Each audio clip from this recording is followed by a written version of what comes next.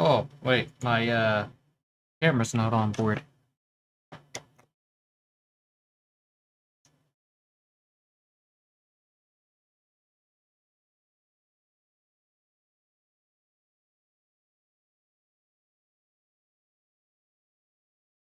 We live again? What's up, y'all? It's Jam and Sam, and today we're going to analyze some of the Donkey Kong Country 2 soundtrack again. And we're starting with the first level, Clomp Romp. And as you can see, Contact is a terrible plugin. It lost all of the patches that I put in here, and even when I pointed it to the patches, specifically, it still can't find it because Contact is stupid and designed by bad software engineers. So we're gonna go and replace all these Contact instruments that Contact cannot find because it's stupid. And we're gonna go drop them back in here because that's how bad of a plugin Contact is. Alright, so drag this one. Shouldn't have too many problems after that. We need the pizzicato strings from Donkey Kong 1. Same pizzicato strings that comes from the boss tune.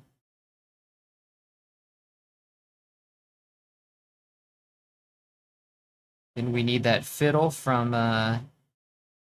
Jib Jig, primarily used in Jib Jig.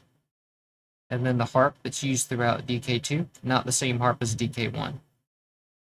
Okay, and now I think all of these like reset, or they might be the same thing, I don't know. But anyway, that'll be good enough. Let's save that so Contact doesn't do stupid stuff again. Okay, so what's up, y'all? Yeah, buddy. Welcome. Welcome, Moon. Welcome, music creator capable. All right. So, got some pretty good people in here. Let's begin. Now, this is the drum beat that we start off hearing. We start off with a bunch of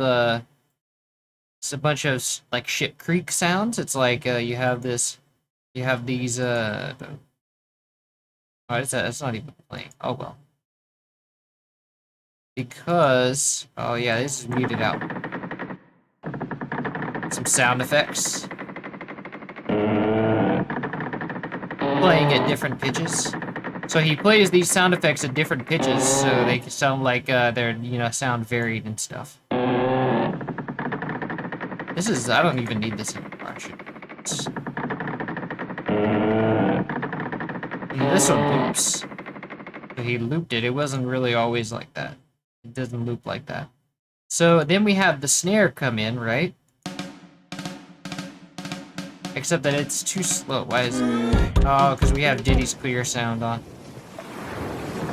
And you have the seashore sound right here. And then you come in with this drum beat here. Now this drum beat, it has like a couple of flams on it, right?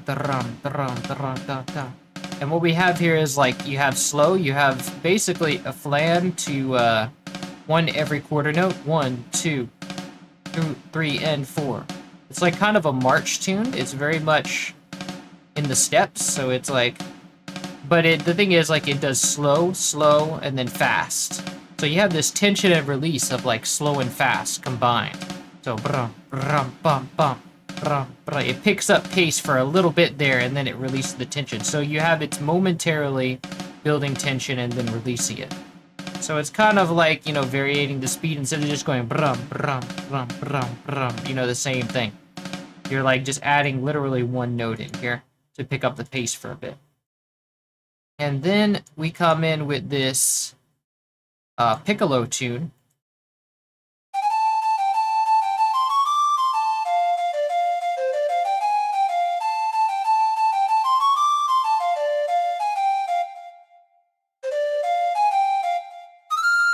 Now this comes from Donkey Kong Country 1 with the boss tune basically. You had that tune that was like How did it go? I'm forgetting it now because they're so close.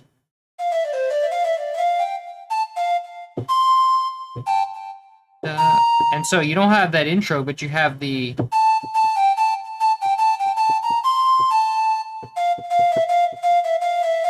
So it's the same thing. We're still going... We're still doing that, but instead we're going up to D instead of going up to... So, because in Gangplank Galleon, he was using basically this one chord. But here he's not doing that. Now he's doing D minor, I think. Which is, a reason for that is, like, he's probably trying to establish this piece in minor. So instead we're using D minor instead of F major. Which is the relative, or is it parallel? I don't know. I think it's the relative minor of F major. So we have the same notes, but he's establishing this piece in minor. So he said he's doing...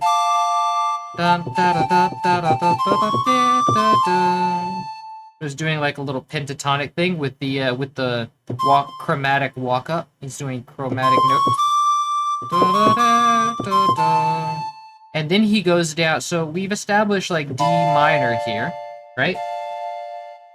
And then he goes down, he makes the same movement down to F that he does in Gangplank Galleon.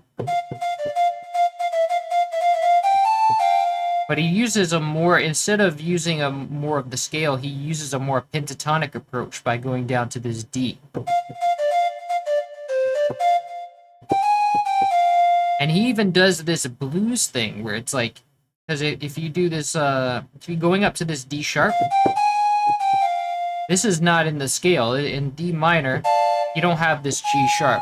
So what he's doing is like he's like doing a sort of diminished chord. So it's like a blues thing, because in the blues scale you would have...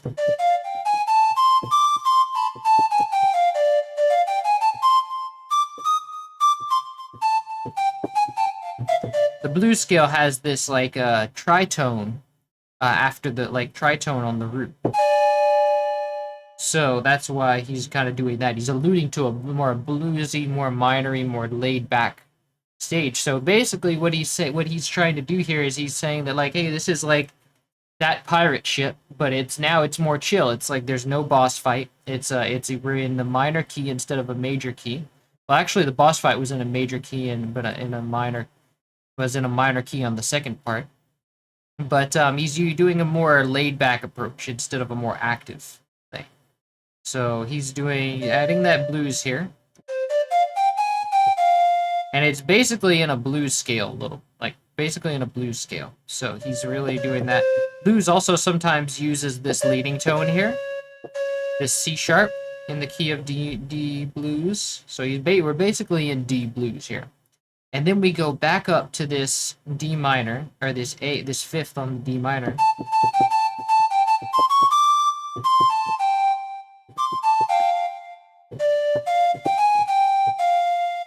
Oh wait, what does he do here? He goes... Instead of doing, he does a little bit, he ends up... Oh yeah.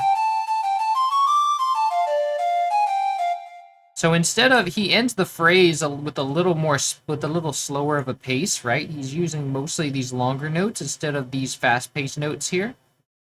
And it has a little more finality. And then he repeats it at the end. And then he does this like upward octave on the F. Nice. Hi, the S3BA2000. Welcome.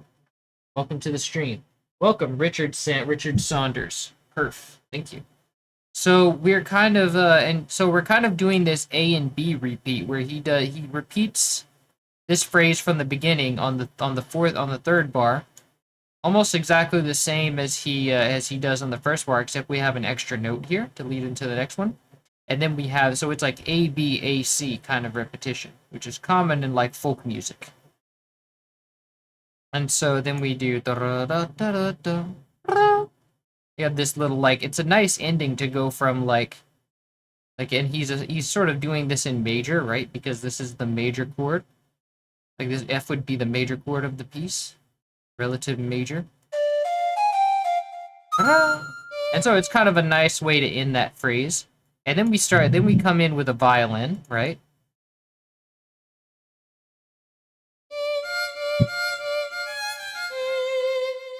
So now we're going more into the minor, where before we were going to the major of the chord. Now we're hanging out more in the minor.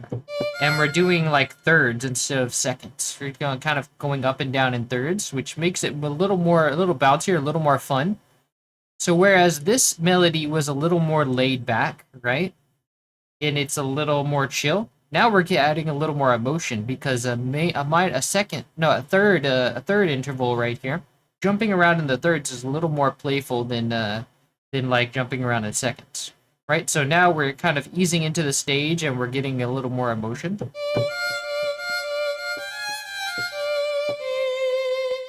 And now this is kind of like a chord change here.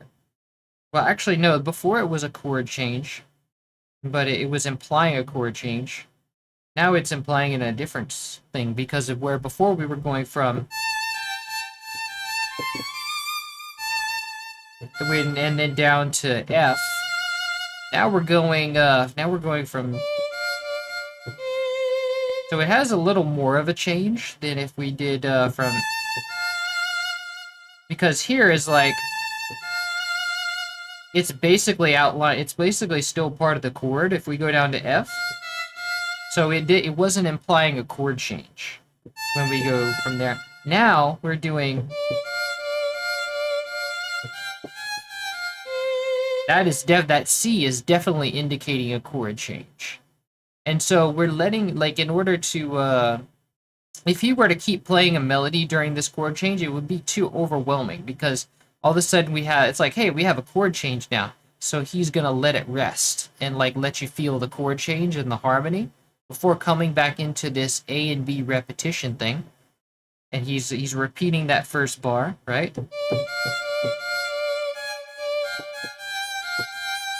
And this time he's going up to the G instead of down to the C. So first he went down, now he's going up. And it's still like... So he's still basically implying like a D minor to C major thing, except now that he's hitting the fifth instead of the root. So and then he does this. This is effectively taking us back to D minor because we have the fifth and the third.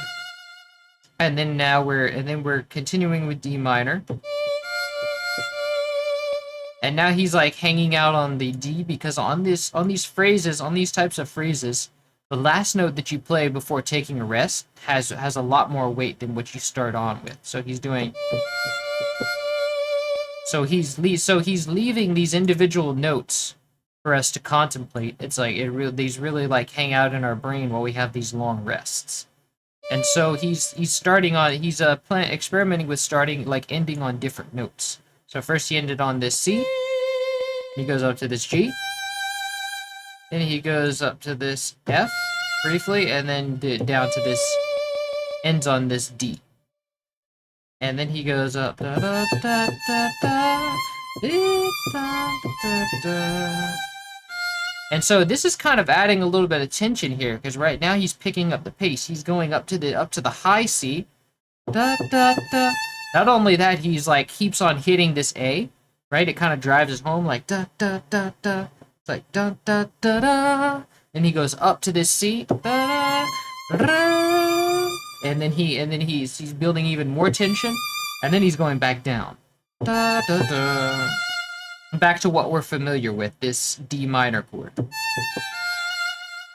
But then he's going back to this G, and now he's hanging out on this G because it implies more that same chord change, right? Going from D minor to C. So it's like da da da da da da da da da. So he's kind of playing around with the pentatonic here, with the D minor pentatonic. But we're hanging out mostly on this G, so we're sort of implying a little bit of the harmony is switching back to C again. And he's building up tension. He's repeating this phrase twice, right? And then we get faster. We're just repeating G's at this point. And then we climb up a little bit. Da, da, da,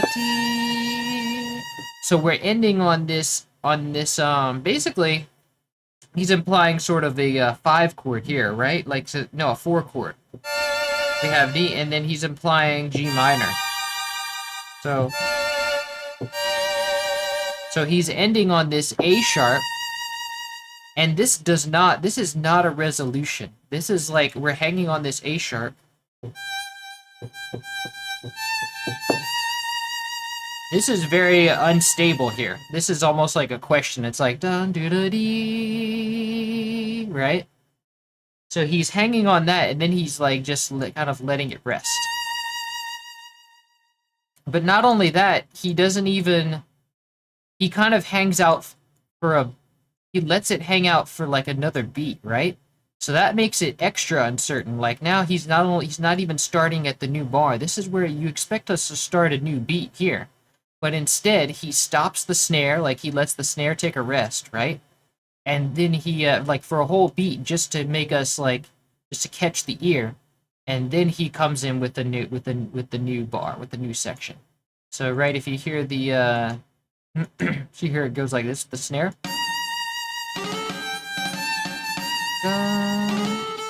And then he starts again. Now, all the while, we're doing some stuff in this harp here. Like, we introduce this harp, and this harp is establishing harmony, right? We're doing arpeggios here. So these all point to a chord, right? We have...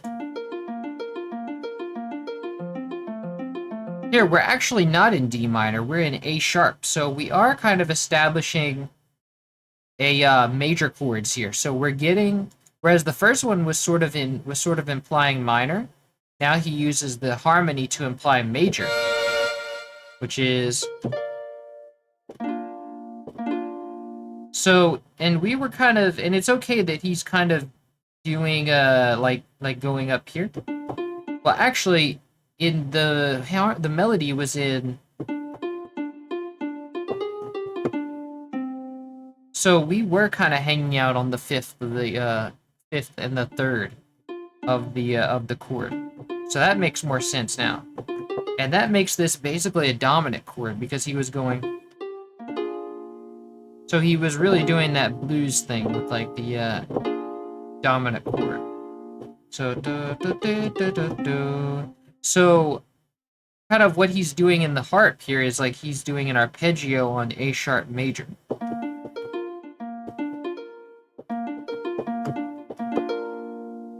And then he goes down when the melody goes, we get that change to C. Now he's changing to F. Because if you recall, in Gangplank Galleon, we had this thing of like...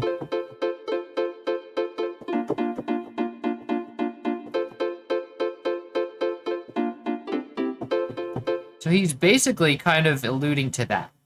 So it's like, we had...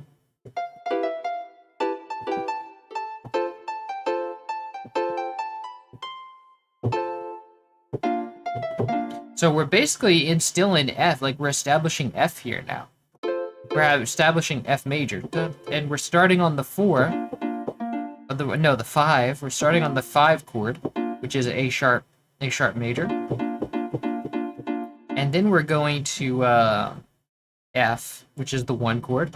So we're doing a 5-to-1 resolution, which is very common in folk music. And then we're going down, but instead of going up to this 5th, we're going down, implying that it's not totally a resolution, it's a little bit more, we're not trying to go for a big finale resolution here. So we're going down to the 1 instead of... No, this is actually the 4th. Yeah, we're going from 4 to 1, actually not 5 to 1. So this is like, but which is also common in folk music. You keep on going, especially Irish folk music, right? You hang out 4, 1, 4, 1, 4, 5, 1. Then you go to 5 for the big finish, which is what he does later on here with this C major, because C major is the 5th. Basically, we're going 1, 4, 4, 4, 1, and we're going down on it. 1, then we go to 4 again. And then we briefly go to 5. We just go to 5 for like for half a bar. And then we go back down to 1. So it's a very quick resolution, and it's not on the bar like you would expect it to be. So it's not a clean resolution. Instead, we're going from 1 back to 4. Just like we started on 4. So we're now going back to what we're familiar with. So we're going back to what we're familiar with. But then he takes that familiarity away by going to an A major chord, which is not in the scale. Usually it would be A minor. But instead he uses A major, which has that raised third, to give us this sense of like we're leaving the scale a little bit. Even though it is common in the key of D minor to use this C sharp major to imply a resolution, right? So he's kind of going to this A major, breaking the scale a little bit, and then resolving from 5 to 1 in minor to D sharp minor with this, to D minor with this. So he's basically doing a series of subtle resolutions by going 4. So we're doing 5, 1, 4. What is that? 3 major. What? 4, 3 major, 1 minor. We're going 5 major in minor. So we're kind of modulating to the minor scale here, doing with this like 5 to 1 in minor, pretty much. And then we go down to G major, which is not in either of the scales. So he's kind of doing some a little bit of unexpected stuff here. So he's also, actually this is very much a circle of fifths chord progression, because we're going from, it's following like A major, following the circle of fifths to D, and then down to G. So this is a very round circle chord progression. Going, because it's the same, the circle of fifths is basically just a fancy way of saying you're going down in fifths. So we have D, 1, 2, 3, 4, no, 3, D, 2, 3, 4, 5, and then to D, and then 2, 3, 4, 5, down to G. And then we go down again in a fifth to C. So we're doing a lot of circle of fifths stuff here. And actually, this this F from C to F is also a fifth. From F to A sharp is also a fifth. And then we break that. So we're basically following the circle of fifths. And then we go from A sharp down to A, which is a minor second, breaking that for a little bit of like, whoa, what is that? And then we go down, then we keep following the circle of fifths again, going from A to D minor, and then we go follow it again from D to G, and then we follow it again from G back to C. So altogether that sounds like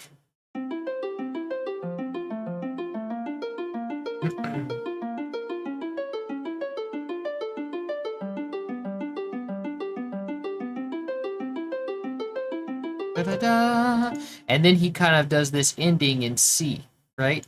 And I think that's where the melody ends in A sharp. So we have this sort of C sharp dominant establishment. So it's very, that's one reason it's very uncertain, is because it's a dominant chord. So we're implying that we want a resolution, but then he denies us this resolution by hanging out another beat, and then we'll see what he does next. So basically we have, you hear all that together by mute out these sound effects.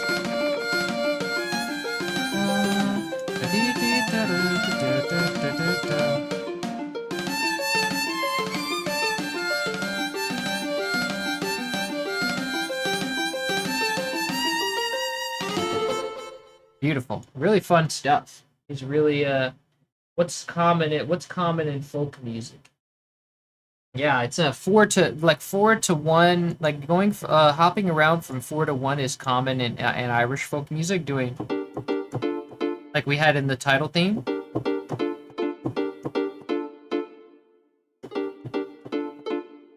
And then in Jib Jig he does a lot of,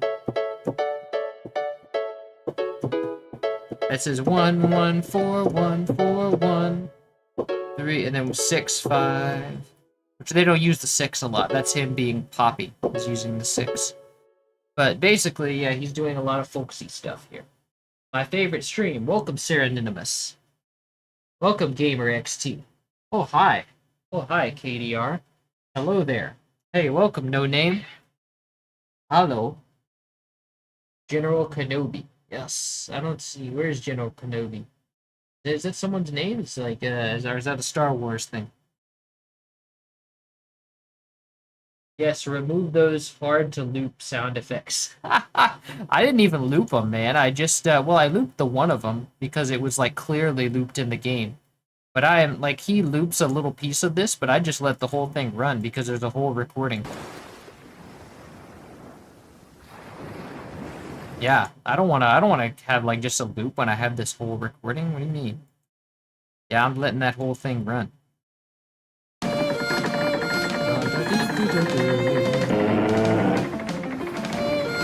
the Star Wars meme. Ah, okay, I missed out. I've always been more of a Spaceballs fan, so I don't know. I never familiarized much with Star Wars memeage. I like that meme that says every what is it? Every movie has its cheap copy, and then it's like Star Wars, and then it's like Star and Spaceballs, but it's implied that Star Wars is the cheap copy. Yes. Okay, so he moved after this big like question, basically musical question here. He brings the beat back, and then he does. I'm gonna do the harmony first because it helps if we do them. I think it helps if we do the melody in the context of the harmony. So he does. So once again, just like we kind of did in Gangplank Galleon, he go like instead in Gangplank Galleon he started on the 1 and went to the 4.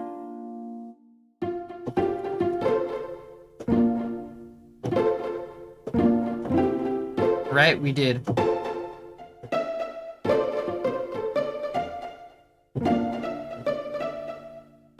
So, what did we start on? Oh yeah, we started on the A in Gangplank Galleon.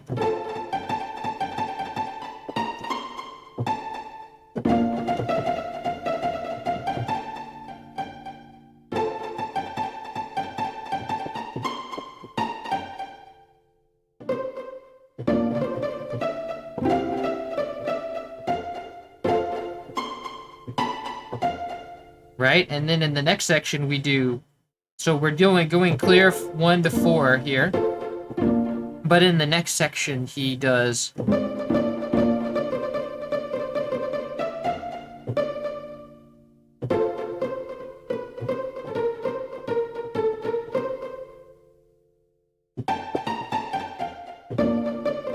so now he's kind of reversing that. First he started on the A sharp, the 4, and then went to the F, the 1. Now he's starting on the 1 and going to A4. So he's going 1 4 1 4 instead of 4 1. So he's starting on the 1 this time. 1, 4, 1, 4, 5, 1, just like we did in Gangplank Galleon. So he's really like keeping that. He's sort of keeping that. He's like really bringing in the major sound here. Now that we're into the song, and he's really calling back to like Gangplank Galleon in the first part, the intro, where we had that happy Irish stuff going on. And so now now we've switched to the concertina for the lead melody. It's basically supposed to sound like a concertina, right? It's that same wave from Aquatic Ambience. But now we're using it as a concertina. So we're basically reprising that same melody from the first part.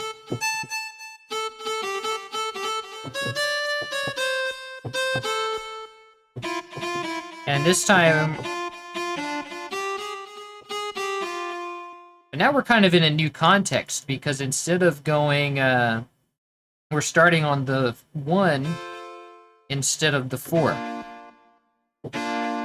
Actually, I think we started on the first part, the part that we established this melody had no chords. So basically, now we're kind of reharmonizing that, where there was no chords before. Now we're kind of putting chords to this. And so now we have this melody is now the 3rd of the chord, right? And then it goes down to the 5th of the next chord. And then we have the 3rd again. And then the 3rd. And we kind of ignore that 5 there. Wait, no, we don't actually ignore the 5 there, because this G is the 5th of the C chord. Da da da da. Dum. Da da da. So for extra finale, he has this 4-5-1 going, right? This quick 4-5-1, and then he repeats it twice for even more finality. It's like, hey, that resolution was so good, we're gonna do it again. Da da da da da da. But then he ties it up. This like high F here is like a bow on the end. And it's also kind of what he did in Jungle Hijinks, right? He did the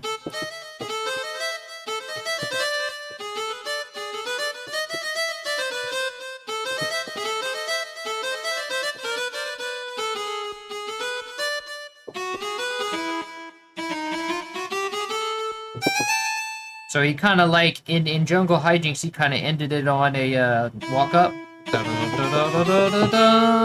to A, and then he went all the way up.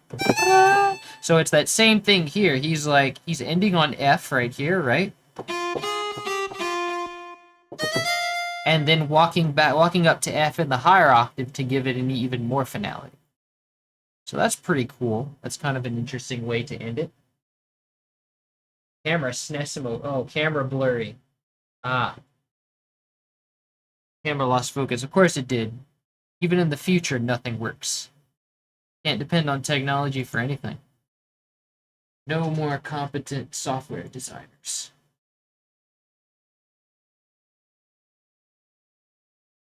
Okay, wait, I just disabled. See, I have to disable the focus on manually. And then every time I start OBS never even bothers to remember the setting. I have to set it every time. And if I forget to set it, then my camera's going to go out of focus at some point in the stream. Cutting edge stuff. Hello, Rarity of the Final Arts. Welcome.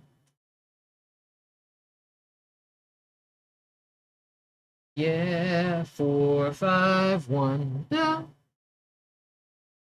Do you know, despite the association with the golden age of piracy, the concertina was invented a century after it ended? Wow, really? I did not know that. That's crazy. Wow, this guy, you got some history chops, Seronimus. Nice. So the concertina that makes sense, because wasn't the concertina briefly an orchestral instrument? So once there was like the colonization and all the when it was part of it, like the orchestra was invented, it was really part of the orchestra, but then it was only briefly part of the orchestra, right? It wasn't really widely accepted. as part of as an orchestral instrument. Maybe, I'm not sure. Anyway, so now he just after this like big finish, right? This da da 4-5-1, 4-5-1. Now we just kind of hang out on the drum beat and the sound effects, right? Oh, and we're also restarting the song, so that's where the song ends.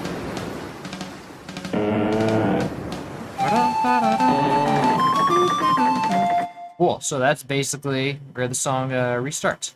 So that's pretty much the song. Now let's go on to check out Jib Jig. Jib Jig has some fun stuff going on.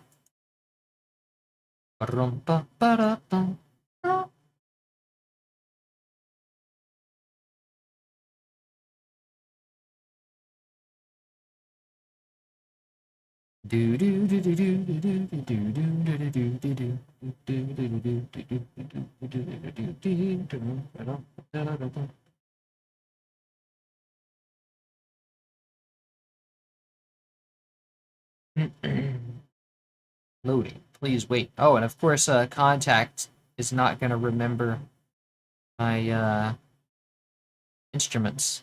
But that's only because I switched over from Dropbox to the drive. So let's see if when I point Contact in the right direction this time it knows where stuff is. Or if Contact is going to be completely useless once again. Oh, taking a long time to load. Apparently it's locating the reverb plugin. I'm just ending this. This is FL Studio just crashes sometimes. This is what Windows does. It's a crashing computer.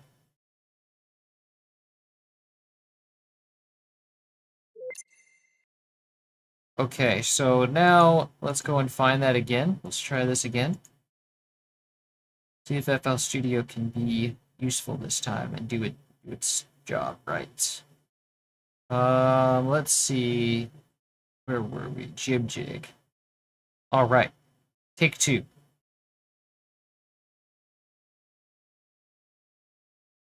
Ah, yes, the other song with the hard to loop sound effects, right? I would not want to be the person trying to loop that sound. Although I would probably just crossfade the loop and then call it a day. I don't know. Not my problem.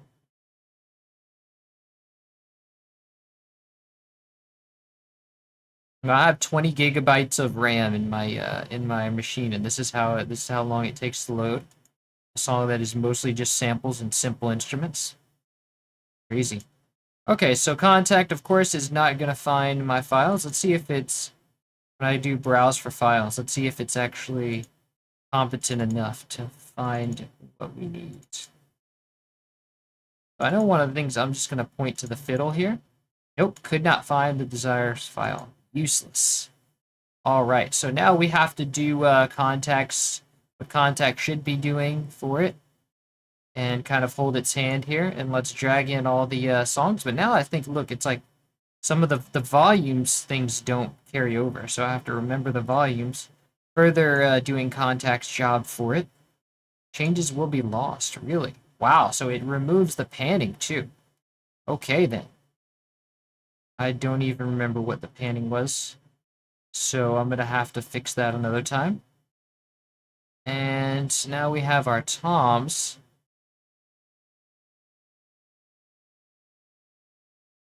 And then we drag it over here. I have to remember that this is like tuned down a step.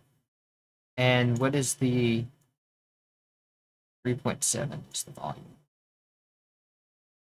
Changes will be lost because Contact sucks. 3.7. Okay. Now more toms. 1.7. 1.47. Basically 1.5 and 3.7 volume.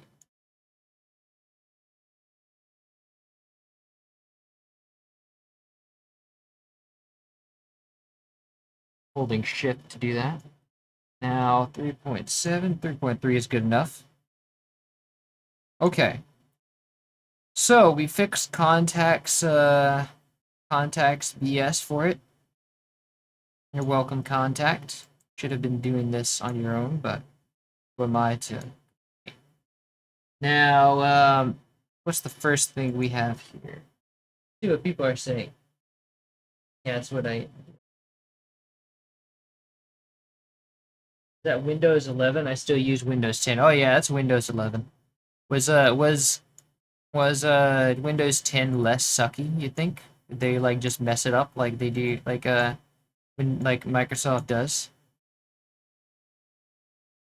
Okay, so basically start out with just wind sounds, right? Slap a crossfade on there and do it. Yes. Probably a music program the music program that increasing loading. Yeah, I figured it's like something like FL Studio is doing badly that was making it. Basically, we have this is a cloth flap sound. He used a cloth flap sound to sort of be like imply a flag. And so basically he's doing like it's kind of doing like slow, fast, slow, fast, slow, fast. You know, stuff like that. And so he's kind of varying the speed, give it a little bit of a beat. But it's largely random. And it's basically that march. It's basically kind of alluding to that march we had before, like bum bum bum bum bum bum bum bum. So it's kind of a march again, and then we come in with this soul melody.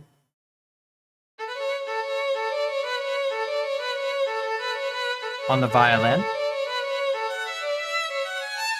So we're basically doing that bouncy thirds melody like we did before. And we're implying an A major chord, right? But when we go up, it's almost easy. It's very easy to miss, but when we go up to D here, we're basically implying the 4. So we're implying a 1-4, 1-4, 1-4, 1-4.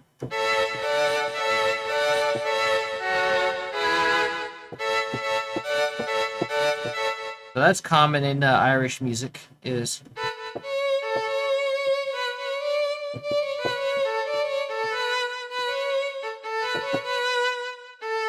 and then he's kind of and then so what he's doing here is like and then he has this B going here. So he's implying the 5 chord, which is E major. Nice. Pretty clever. So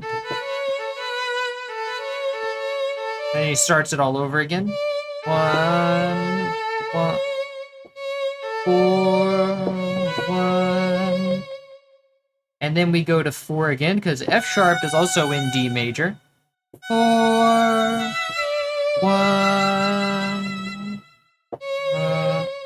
4, 5. This G sharp is present in E major, which is the 5. So we're going 1, 4, 1, 4, 1, 4, 4, 5, 1, 4, 1, 4, 1, 4, 5, 1. And so here we're going into a different section. This is like basically still one. Basically this I know this chord progression. So basically we're going to the relative minor here, which is F sharp. So we're kind of outlining an F sharp minor chord.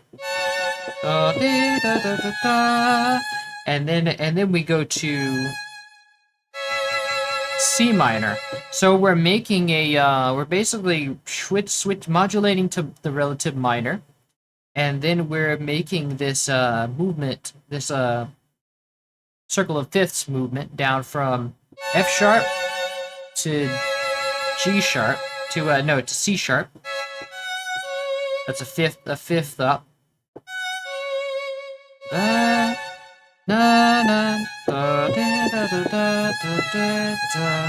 And then we go,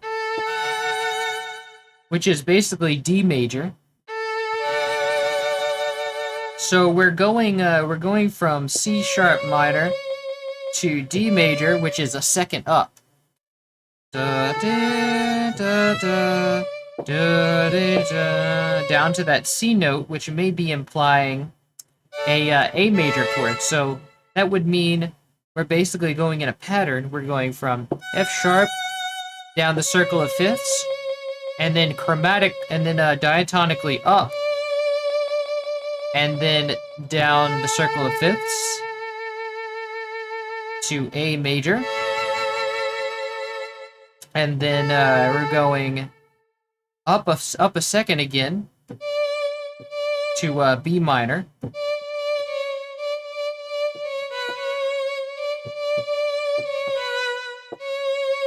and then down a fifth, down the circle of fifths again to F sharp.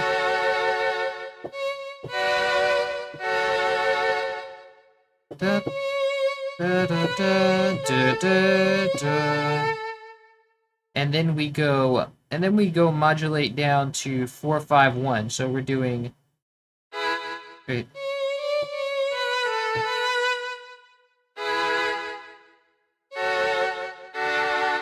But this is kind of like a 7 here.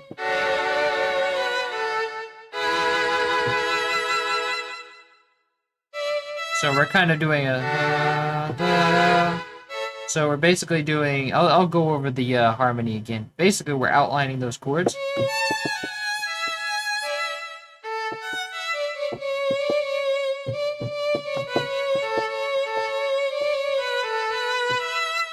And we're making that back and forth, like down a fourth, up a second, down a fourth, up a second. It's really relaxing. It's basically down a fourth, up a second, down a fourth, up a second, until we get to 4-5-1. So we're kind of like leading to that resolution.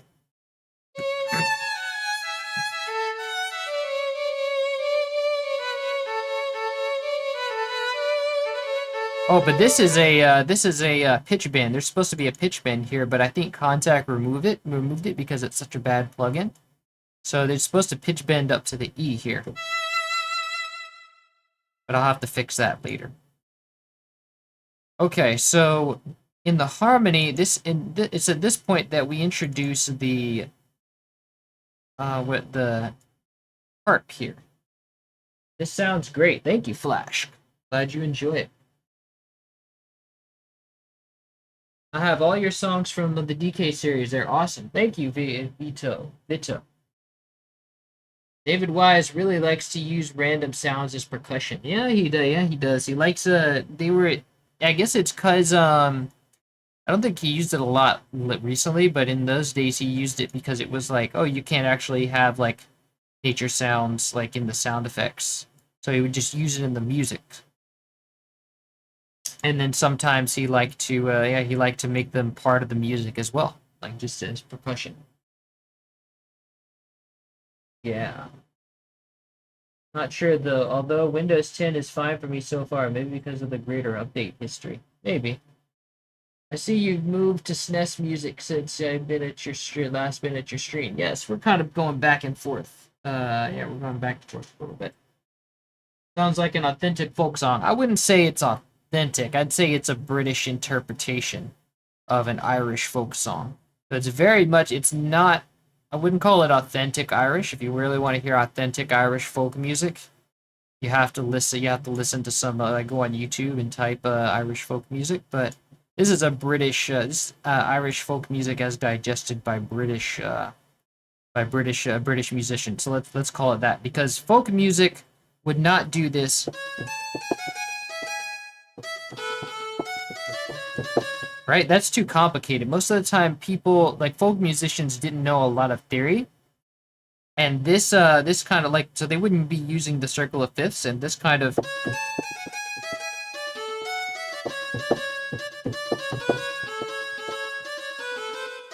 That's very much a classical movement. So he's going to classical there. Not straight folk music by any means. Not authentic. See that? Yes. Okay, you get me.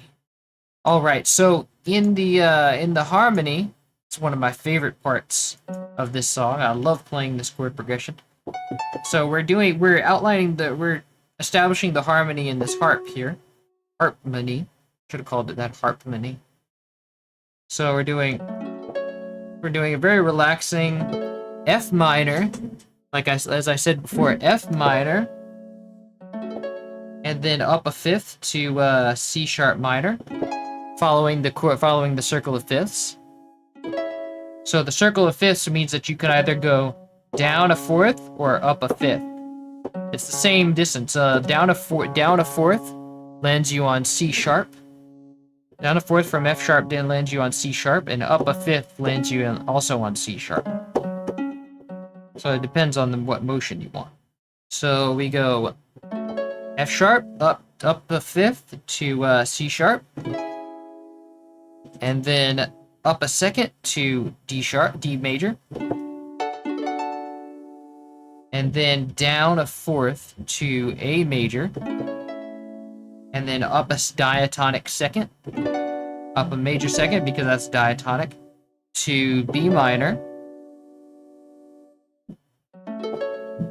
down a fourth to F sharp, and then down a third. We're hitting that 4, or yeah, the 4 in the scale. 4, 5, and then we're going back to this.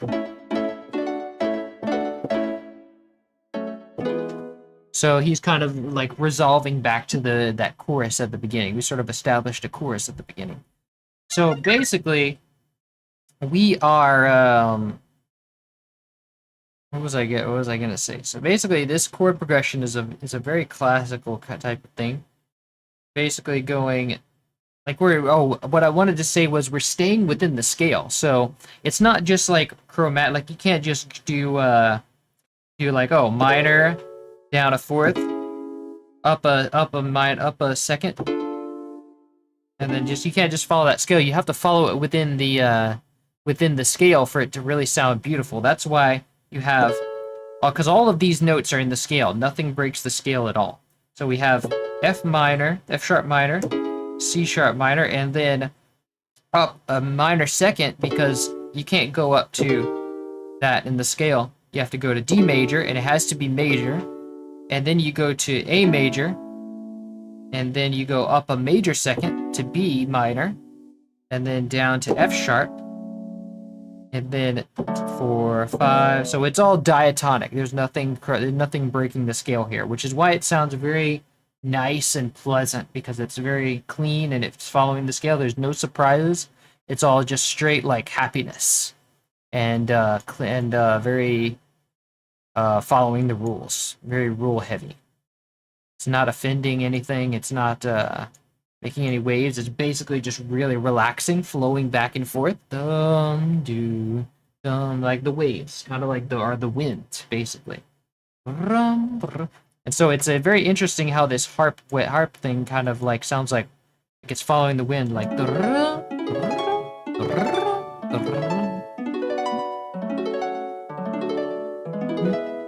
It's almost like it feels like it's flowing in the wind in a way.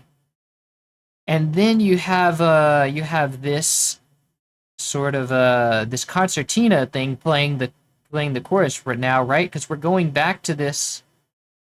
We're going back to the violin, I think, in this part. We lead straight into the violin. But now we have more energy to it because we're doing this concertina. Dun dun dun. And by the way, this rhythm is in 3/4, right? It's like 1 2 3 1 2 3 1 2 3 1 2 3 1 2 3 1 2 3 1 2 3. One of the reasons why it sounds relaxing is because you have less notes per quarter per bar, so it's like it's gonna sound more relaxing. Basically, we're doing this in thirds, in triplets, right? So it's like it's technically a in 3/4. But you can encode it in like if you analyze it as being triplets, it works just fine. Like maybe a classical person would give you a funny look for that, but it doesn't matter. So basically, for all intents and purposes, this is in like triplets, so to speak. So you have the quarter note here is in threes instead of being. So I have that. I should probably not have this project in 3/4. So it's in triplets, right? Oh, this isn't even making it. That didn't even do anything. Oh, okay. It's basically in triplets. Dun dun dun dun dun dun So you have threes to the quarter note instead of actually no, it is in 3/4. So if you can code it in 3/4 and then just do threes, because in proper 3/4 these would all be bars basically. Like each of these notes would be one bar, which is kind of ridiculous. It's not keeping with the pace, so the tempo would be a lot slower. But it's basically, that's the thing. 1 2 3 1 2 3 1 2 3 1 2 3. So it's basically in triplets, right? Actually, no, we should encode this in 4/4. Because yeah, now it's like, okay, 1 2 3 1 2 3 4 1 2 3 4 1 2. No, why is this so like not working out? 1 2 3 4 1 2 3 4. So basically this should be encoded in 3/4. I don't know. Yeah, there we go. Encoded in 3/4, and then it's doing triplets. So it's basically simulating 3/4, but it's in a different context. It's encoded as triplets in 3/4.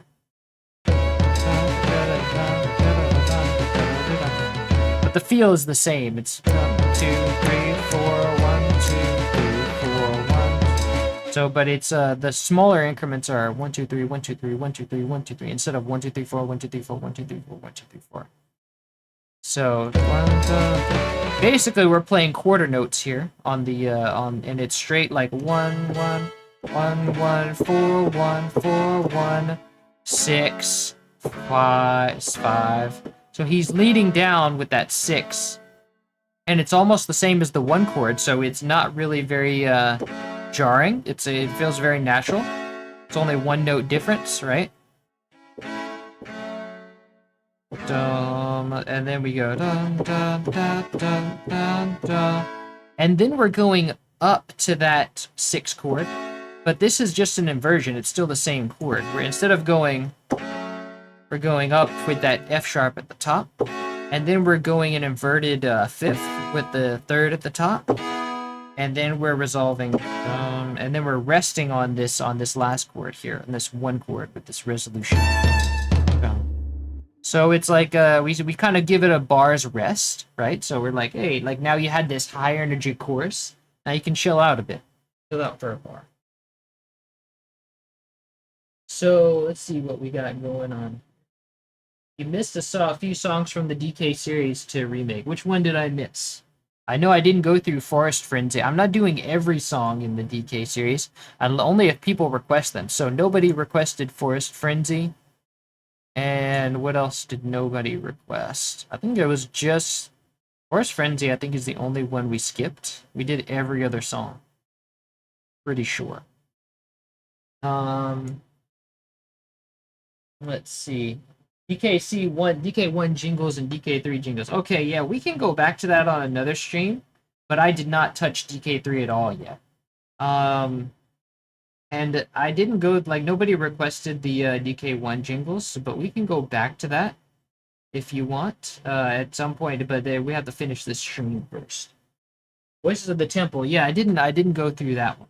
That's true. I forgot about that. But nobody requested Voices of the Temple, so I'm doing it by request, but I'm mostly just doing the major themes. Like, I'm not going to do all the themes in DK2 unless somebody requests them.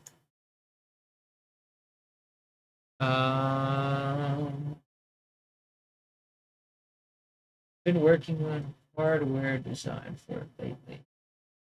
You just stop hardware. Nice.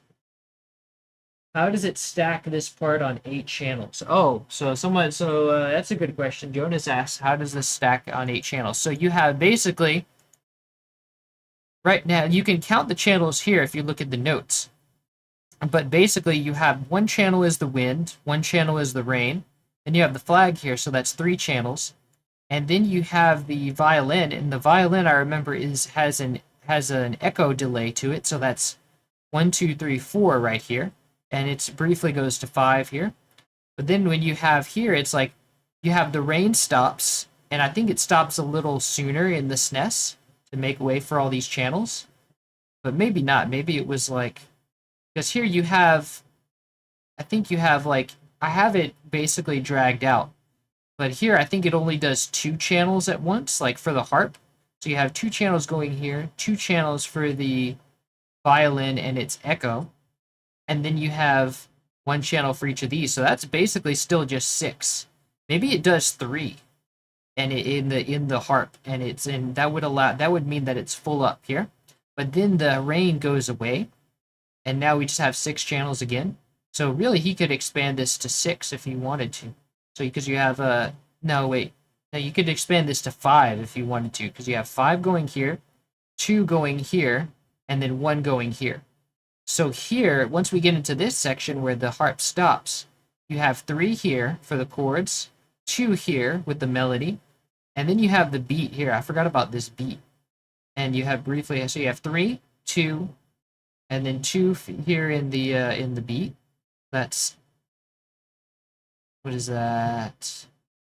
3, 2. No, it'd be only 1 for the beat. So we have 1 going for the beat, because I know these are showing 2 notes, but he only uses 1. I'm just letting them ring out. So 1 for the beat, 2 for the melody, 3 for the chords. That gives us what, 6? No, 5. No, 6. So yeah, because there's 2 here, 1 here, 2 here, 3 here. That's 6. And then we have just 1 ringing out here. So really, we're not even like always using 8. We're leaving some for the sound effects too. DK2 is complete. All right, so switch. Oh yeah, that's what he was saying. It's like, yeah, it's switching channels all the time. So everything is like, each channel is like shifting. I request Crook's March. We're definitely going through Crook's March. That's a major theme. That's a massive work. Yes, it is massive work. And it's even more massive work when you consider that he coded all this in hex data. So it was all like a bunch of numbers in a track, which is an insane amount of work. But I think that they also used a script to encode the envelopes. So like the point where it would like be when the volume would fade out, they had like a linear thing that would write that out. So they didn't have to write out each of the levels of the volume or each of the pitches on the vibrato. They would encode. They would just kind of apply that script when they needed a envelope, and it would write it itself. I think they probably just had to do that one note, and then it like set the pitches for each one, and then have the script do the rest. But it was still a massive amount of work. What are your thoughts on DKC3 GBA OST? It's a pretty cool OST. I like Stilt Village. I like what he did with Stilt Village, and Mill Fever was pretty cool. Though it was not really my style. It's a little, I don't know. It was a little bit major heavy for my taste, and of course there was not a lot of bass because the GBA could not handle all that bass. So GBA was not all about that bass. So I didn't it was kind of a miss for me for the most part, but it was pretty cool. It was a great nice soundtrack. I like all the metal percussion beats in and how he used the water in the like how he used the water sounds in the Pipeline song, in the Pokey Pipe song. Pretty cool. But when he does a little bit of folk stuff, I was this is not a little bit too major. So, yeah.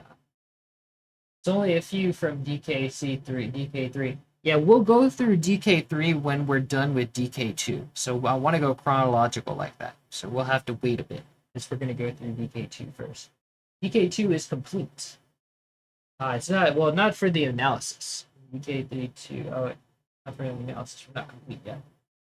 I think most SPC tracks try to keep it at 7 notes max to make room for a game SFX. Yeah, most soundtracks did that, but not Donkey Kong Country, man. Donkey Kong Country was like, we're gonna do music all the time, and then if something cuts out the music, all well, because it did cut out the music a lot, as I remember, like especially when you would pause, because the pause menu sound was basically like using like a couple, at least two channels at a time. So it would often mute out the music. And I think that could have been like, it didn't have to be as bad as it was because it was pretty obvious. Because sometimes it would cut out like melody things. So I think they could like, it would have been a lot better if they had programmed it to cut out the less important channels, like maybe an echo of a melody rather than cutting out a melody. I don't know, but I wasn't on the team, so I can't tell if that was like possible. Hey there, just joined the chat. How's it going? Welcome, Ciara. Hell yeah, brother. Hell yeah, David Howell. Is there a way to make a delay without a dedicated channel in SFC? It would be more room for lines of SFX. Yeah, there kind of is. In Secret of Mana, they use the reverb to do that. Basically, the reverb effect in the SNES basically used a bunch of like really rapid delays to sort of simulate reverb. But one thing that Hiroki Kikuta did in Secret of Mana was he would like set the grains of in the reverb to be very longly spaced out so that it almost sounded like delay. So you had delay in one channel. But that really didn't work for Dave because it was hard to time those right. Dave's delays he uses a lot like go in time with the piece. So basically like most of the time when Dave is using delays, it's going in thirds. Like it's going in 3 steps or 1.5 steps. So it's kind of going in time with the piece, and that specific one works well with the piece. Like if I were to take this, this is in like, oh, this is actually in 1 and 13, so it's kind of an odd timing.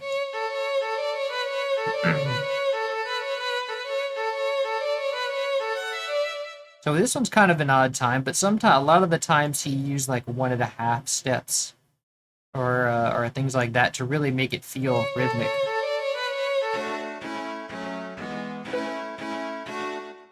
Like here, he uses delay very rhythmically. So that's one thing that's cool about this. He does the beat is like a tom drum. And it's all the same tom drum in the game. It's like, even though I'm using different toms, specifically.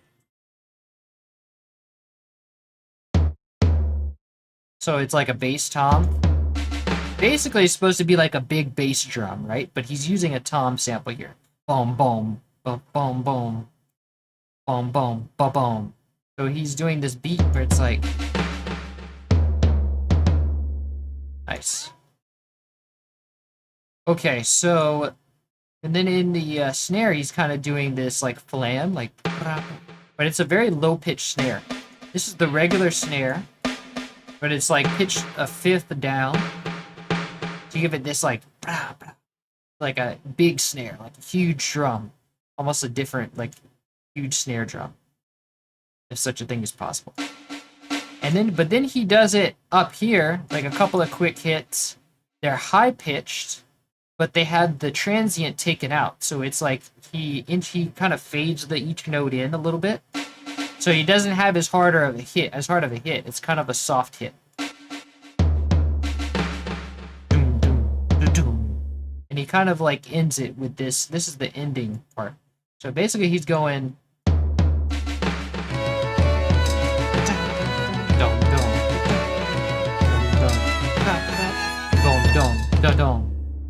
And then we have that rest.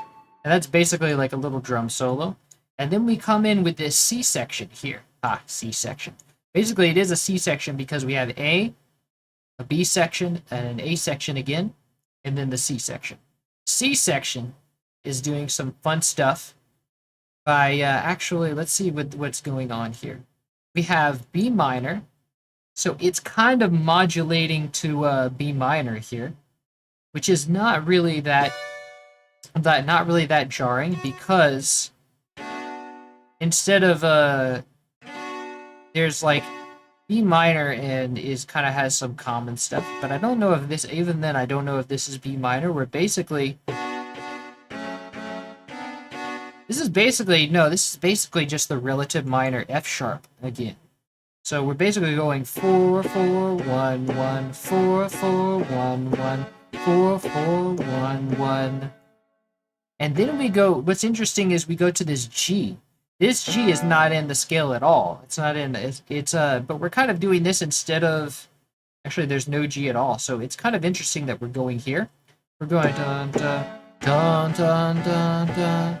So it's pretty cool that he's doing that. He's kind of taking a book out of like what he did in Klomp's Romp, where he's going because in Klomp's Romp we did this. What did we do? We did we did this like, and then we went to A sharp down a chromatic second. Dun, da, da, da, da, da, da, da,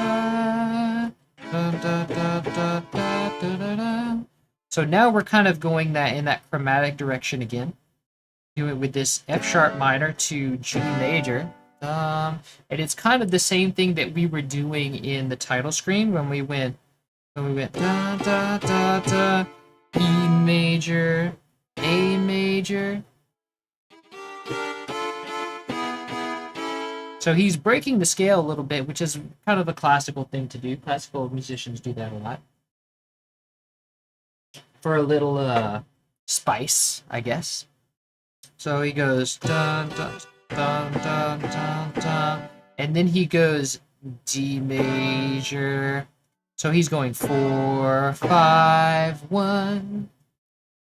But we don't have the 1 yet. The 1 is gonna wait.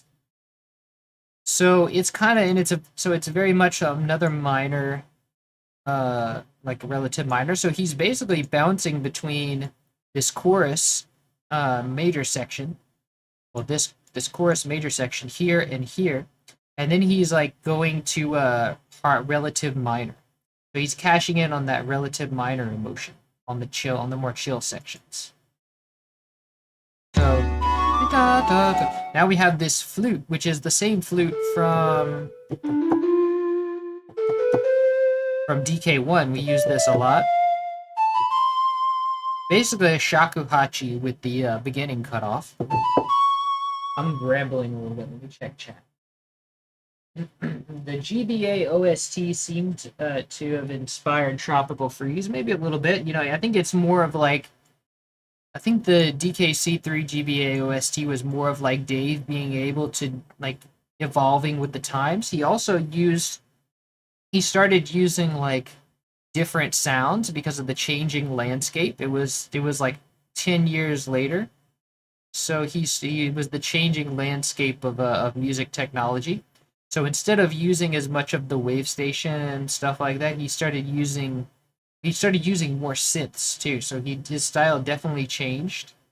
He started using what's called FM8, which is an FM synthesizer. He used that a lot. So there was a lot of synthesis. He started getting synthier, possibly trying to change with the times a little bit. And he started using like stylus remix a lot to get like for a lot of drum loops rather than using sample drums. So most of the drums in that series was drum loops, which I guess works well with the compression of the GBA. The GBA I think had more storage, but less sound quality. So it was a changing landscape where you could store more sounds in there, but he could also but he also had less clarity to work with. So he was making use of that. And he had less sound channels to work with, so he was kind of using that. Whereas he could do better drums as drum loops, I guess. And so I think it was kind of him continuing the same style, into Tropical Freeze. That kind of led him to do that. David Wise, one of the rare legends, yes. Okay, so this melody we have going here with the flute is like basically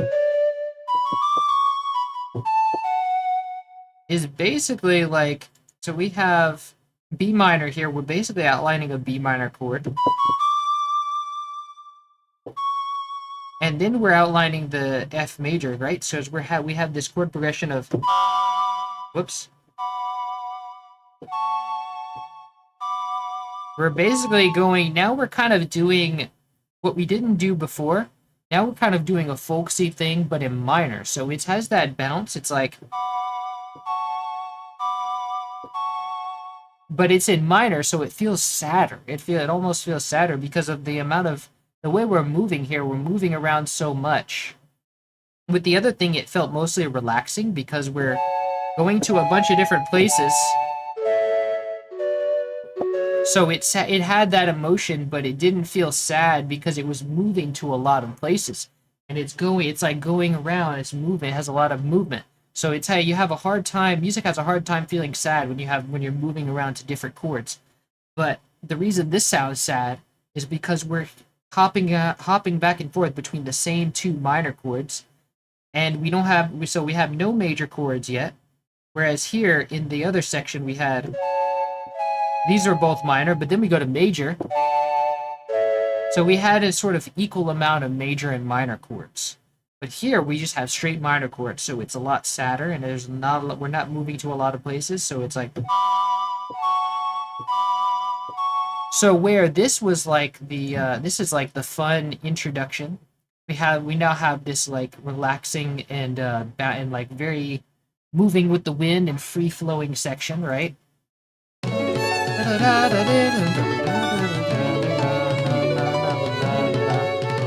It's a very free flowing. Now we have this like upbeat major section.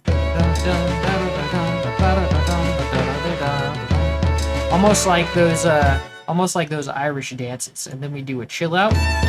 And now we have this sad section. So it's like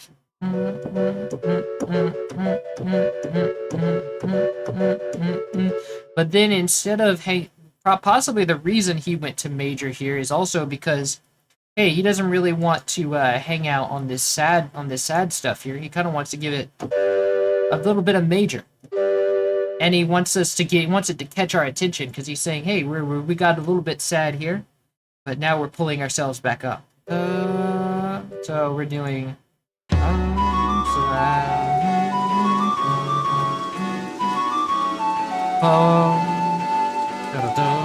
5, 1, and then we restart back to the beginning. But we keep that drum beat, actually. We come in with a new drum beat, too. So in the melody here, we're kind of just playing around with the...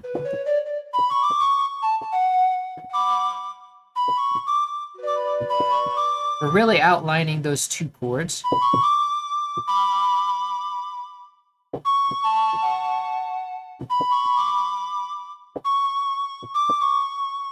And we hang out on this C sharp, right? Where before we rested on this F sharp here. Now we're resting on this C sharp. And then we're having that A part, that A section again. And now here's where that G chord comes in, but this is not even in the G chord, this A here. Why are we doing that? Because it's basically the 11th. So we have... So it's basically a really emotional chord because we have these extended harmonies. You have root, third, fifth, and then here would be the 7th, and then 9th. So it's basically a 9th. So it's basically a G major 9. So we're doing...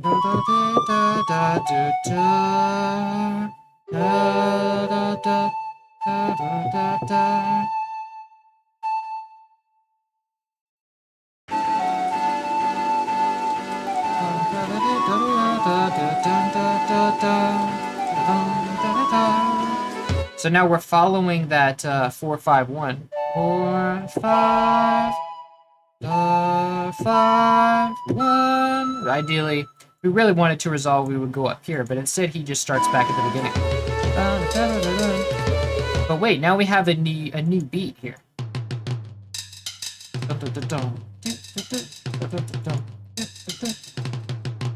So it's kind of like a very driving you forward beat. Then we have low, a low. So it's very bouncy like that because we're going low and then high, low and then high. And so these are like some side sticks, right? It's like hitting the sticks together, and then somehow it's playing the side stick lower. And it's kind of got a flam here, right? We have... And then he layers that with a bass drum here, which is actually just the tom sample played really low.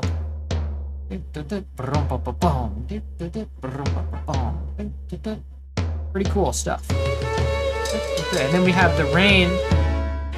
So for the sad section, since we're not using a lot of channels here, basically he takes the way he handles the weather effects is like he keeps it in when there's not a lot going on musically to fill out the sections, right? So we don't get bored. And then he takes it out whenever it starts to get busy, right? So you have this section going on. Okay, it's getting a little busy. So he basically pulls out the rain and only keeps the wind. And then here it's only music, so it's like we need all the channels for the music. So he cuts out all the sound effects.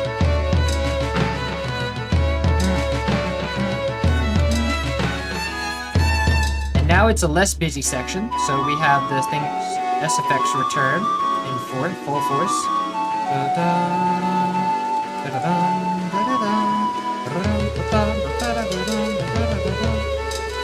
And this is basically where it loops. So he's basically repeating the introduction, but in a different, with some more drums and stuff. So he's basically, we don't want to go back to this, like, this is too chill. Now we're in the full swing of it, so we kind of want to keep the energy up. We don't want to go back there.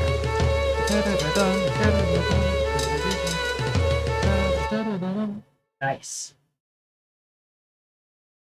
Wasn't the reason he made new songs was because the GBA had problems with the bassy music of the SNES version? Yes, that was the main reason, was because the tiny speakers of the GBA, when you were playing this on the SNES, when you were playing this you had like a huge box TV.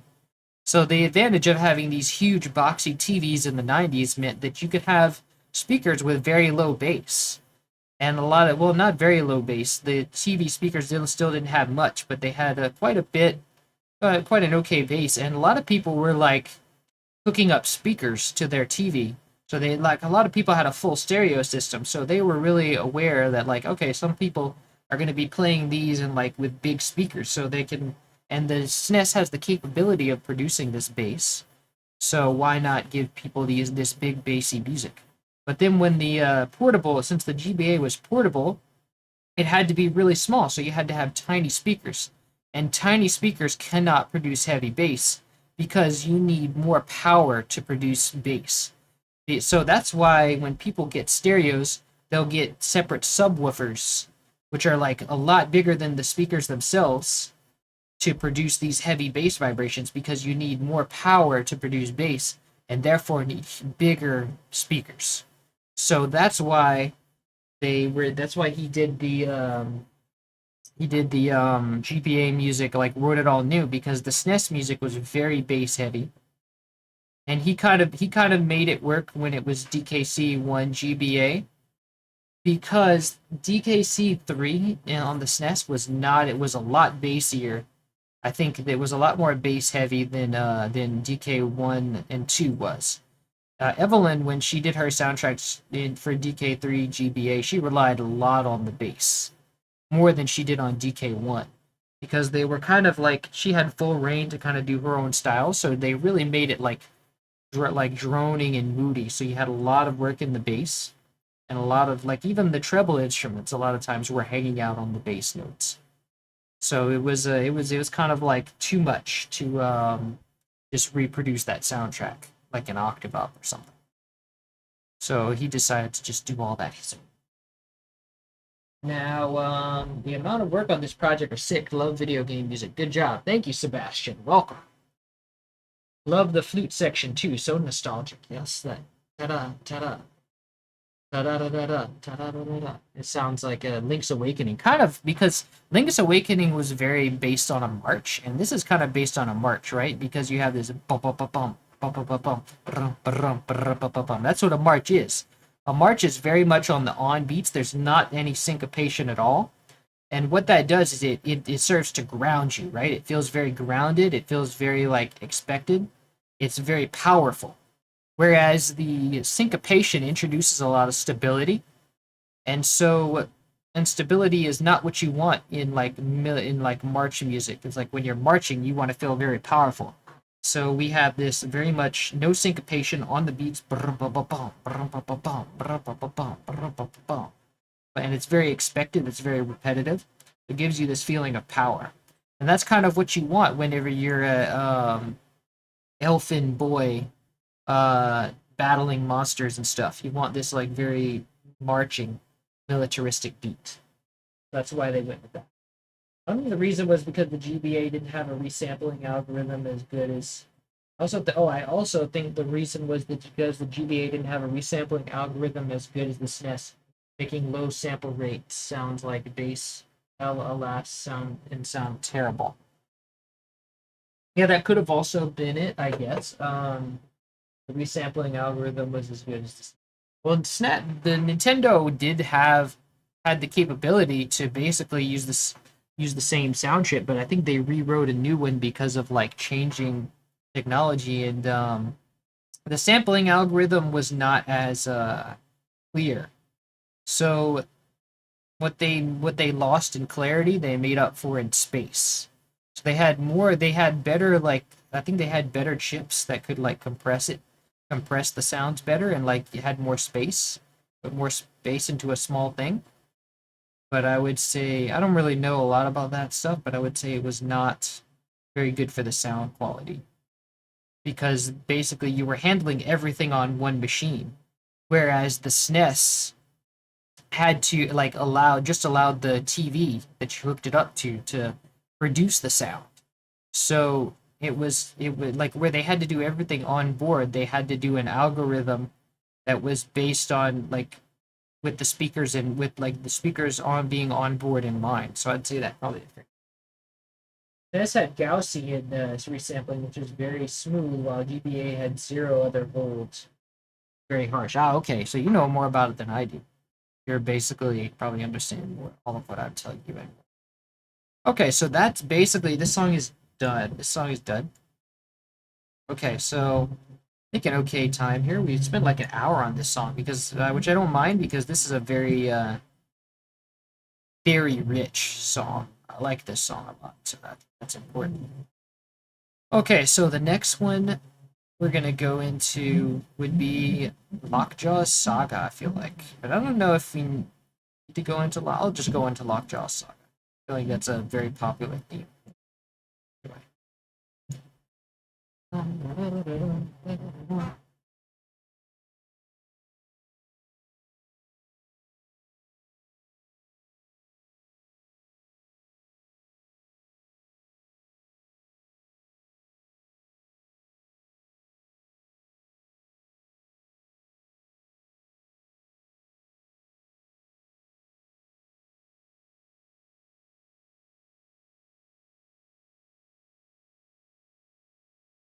Okay, so why does that always show up? I don't even have that.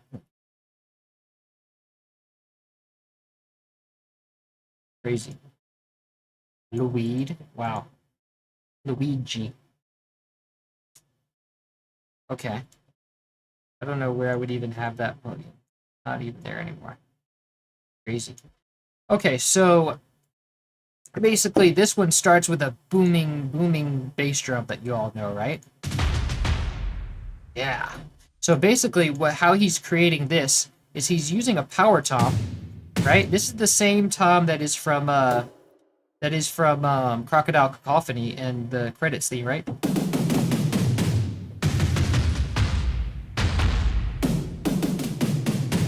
But he's playing it down here. This is the mid-range. He's playing it a fifth down, and he's doing a third up. Ba-bum, bum, bum, bum, bum. Da-da-dum-dum-dum-dum. And he's also playing it down a sixth lower than that. So you have this really low booming bass.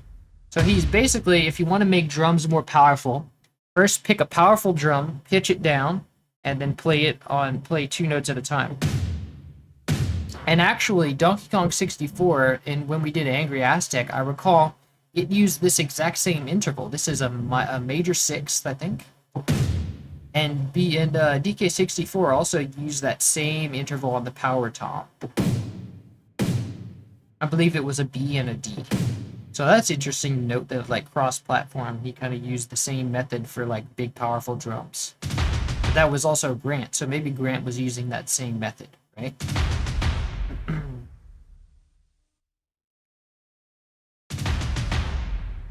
I did an orchestral version of the song. Nice. Yes, a lot of people like to do like people have a lot of fun with like Donkey Kong 2 orchestral arrangements. Right, so he basically just gives us this. He does only 2 notes in the bass to keep it because it would be overwhelming if you had all of these notes at the bass, right? So you want to like you don't want to like do like that full like balls to the wall with all this. You want to keep it sparse in the bass so you don't overwhelm. So you want to keep it meaningful. If you did like all like that would basically make it feel overwhelming, right? So you have some to give it like only accent the important beats, the first one and the last one, right? And so then he goes so we get one bar of just that and the sounds. We have this cargo floating sound. This is basically just someone like running their fingers through water. It's supposed to be like, you know, just floating sound. But then we have the actual water running. Right? So we got that nature sounds. And then he comes in with this. He gets the beat. We get the beat again, and then you come in with this. You have this morphing synth.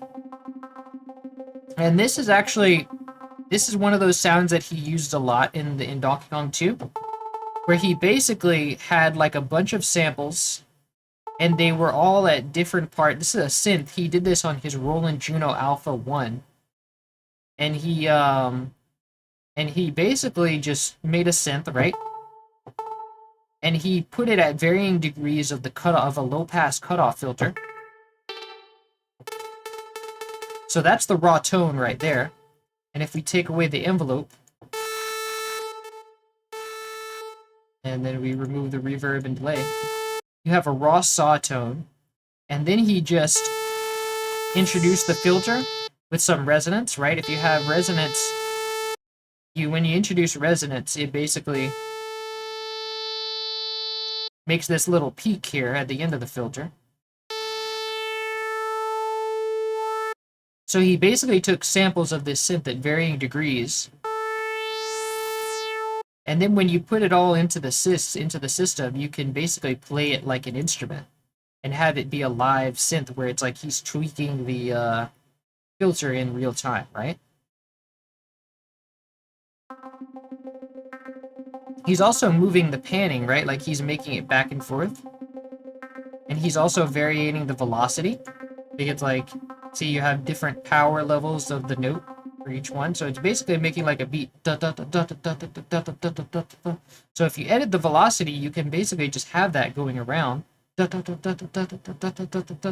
So it feels more has more energy than if you just went da da da da da da da da da da da. So it's still very marchy, just like the other one was.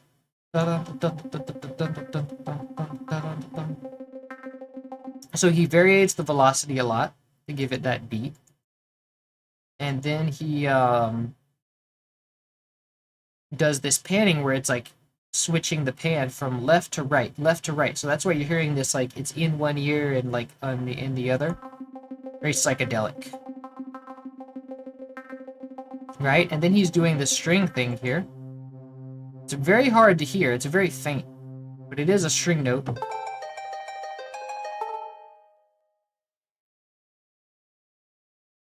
A string C.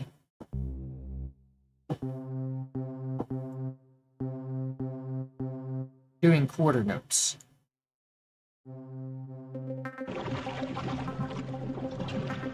And then we do again, and then we have the harp come in, this harp tune.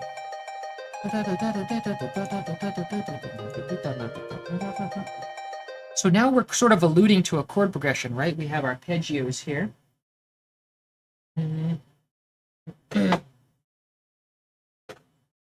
Cheers from Brazil. Welcome, Mike. Yeah, Brazil. I love Brazilian music. I have this on Trios. I'm not really sure what Trios is. OMG, this is epic. I recognize the water level. Yeah, you remember this, huh? Ah, it's nostalgia. This track is literally the embodiment of danger, and especially that in the deep water. Yeah, it's very suspenseful because you have this like loud booming drum, and then it's like just silence.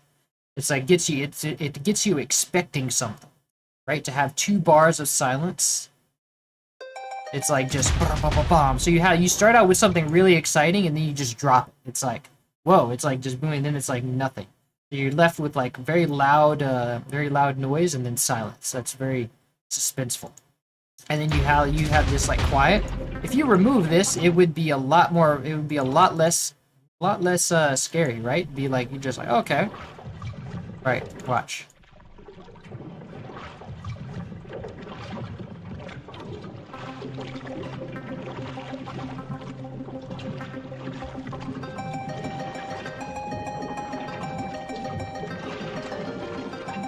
Right. So now it's relaxing once you remove the drums, and it's the fact that you have these booming drums and then you just have silence.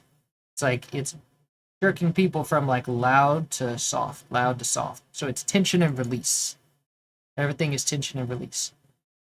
So now we have this harp line that is basically outlining a C minor chord, right? C minor.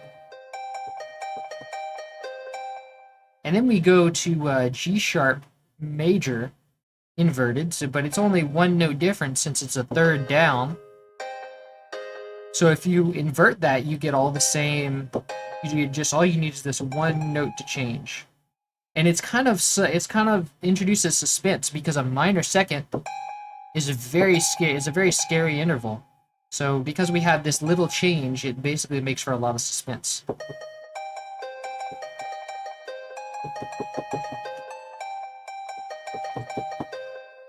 And then we go G sharp major again, and then we change really quickly to A sharp to B flat. So what is this chord progression? This is the same chords as Gangplank Galleon when you get into the full swing of it, but it's in C minor instead of D minor. So you have 1 minor, 6 major, 7 major, 1 minor, but we're doing it out of order. We're doing 1 minor, 6 major, 1 minor, 6, 7, 1. So we're basically, he's taking that same chord progression from Gangplank Galleon and just kind of reworking it. You have, if we were to do this with Gangplank Galleon, we would have.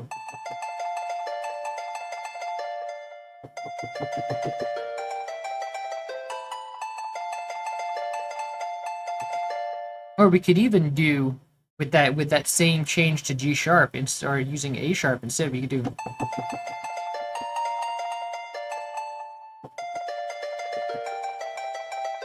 So.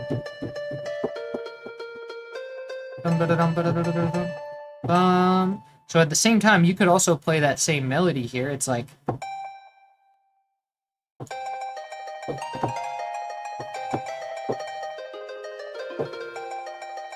Kind of.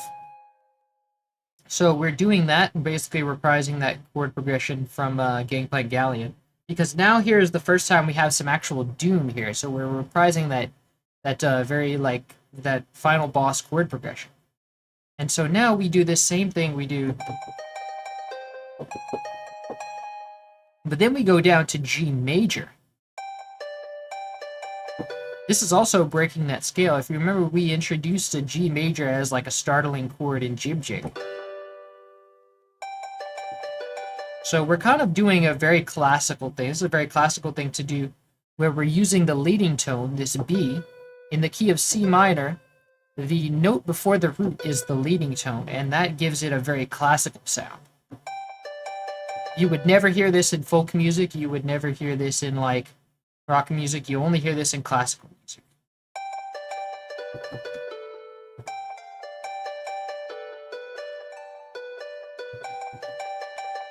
So hear how that changes.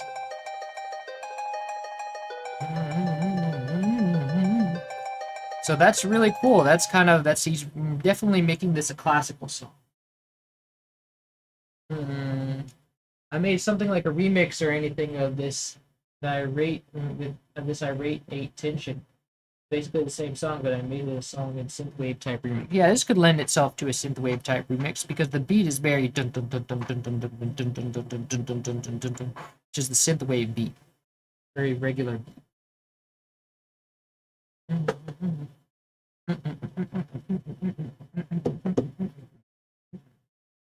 Okay, so, and then we have this breakdown in the toms, right? That's like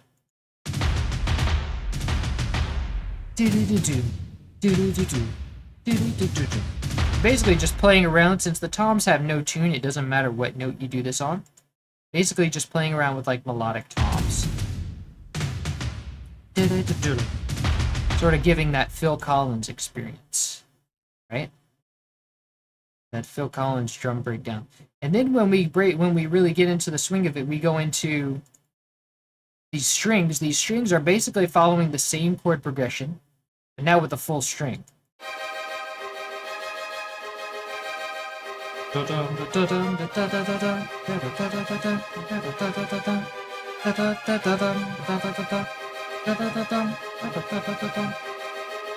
Nice. And so he's basically using this lower octave G to create sort of a different articulation, right? He's like, not articulation, but like make it the beat recognizable, right? So you have this certain motion of like down up, like and because this D sharp is on the top, now it almost sounds like we're going from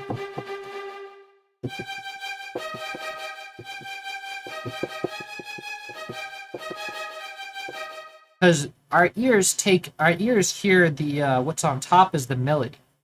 So that's why we hear it. It has that same tune. It's like D sharp.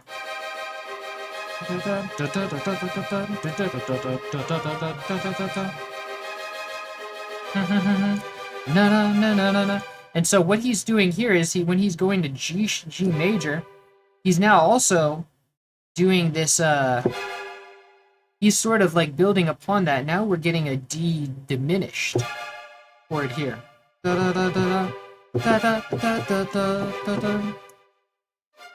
So this is basically, now he's kind of alluding to G dominant 7? No, G dominant 9. Wow, we have like an extended diminished chord.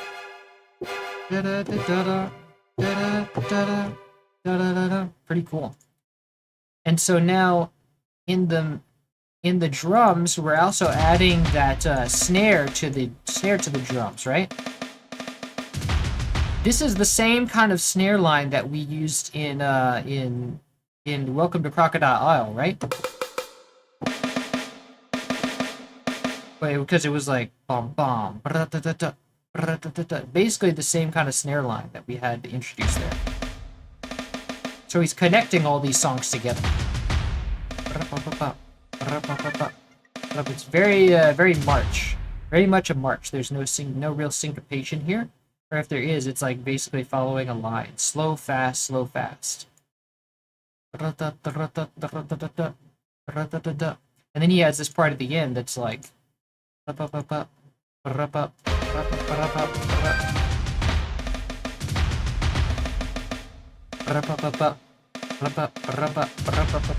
So it's almost like it's speeding up.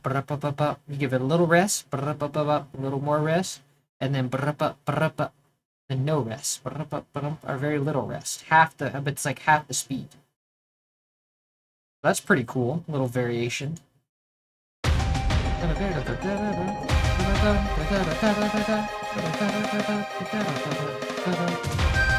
And then he adds another line with this piccolo here. So it's basically supposed to be like an Irish penny whistle, I believe. Irish had this like tin whistle that was like very up here. So he was probably listening to a lot of Irish music, and he heard this high whistle, high piccolo, and he's like, "Oh, it's like a piccolo." So we're following this progression where it's like we're taking those top notes of the chord progression,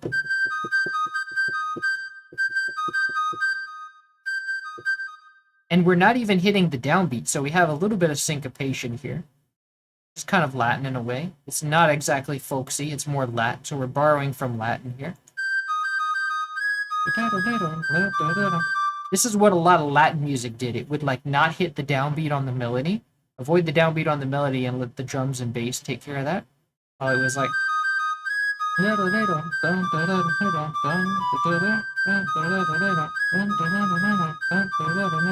So it's giving a little bit of funk to it, a little bit of syncopation. And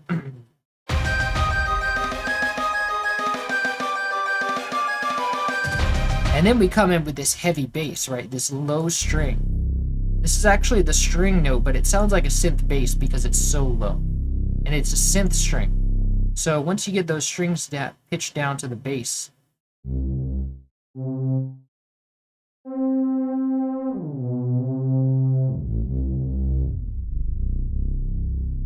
it's no longer audible as a string, and it's more audible as a synth bass now.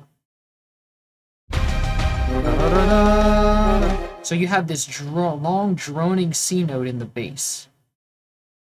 And then you have this melody that avoids playing the first beat, and it sort of waits a while to come in, right?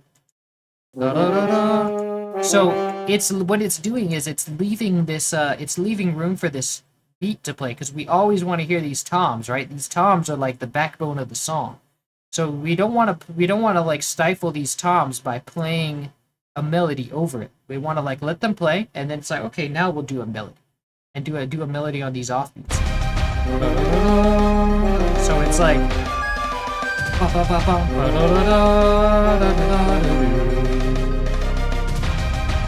so we're kind of and this is a French horn sample, but I guarantee you if you played a French horn it would not sound like that. First of all, it's too low for a French horn. I don't know if this is outside the French horn's range, but you would definitely not usually hang out in this octave on a French horn. You would usually do.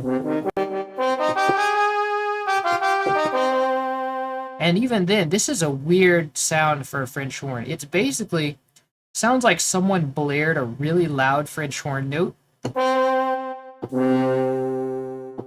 Actually, I know the French horn does go this low because it's like because this is the root note. So the French horn definitely can go this low, but in classical music you usually do not play a line like this for the French horn.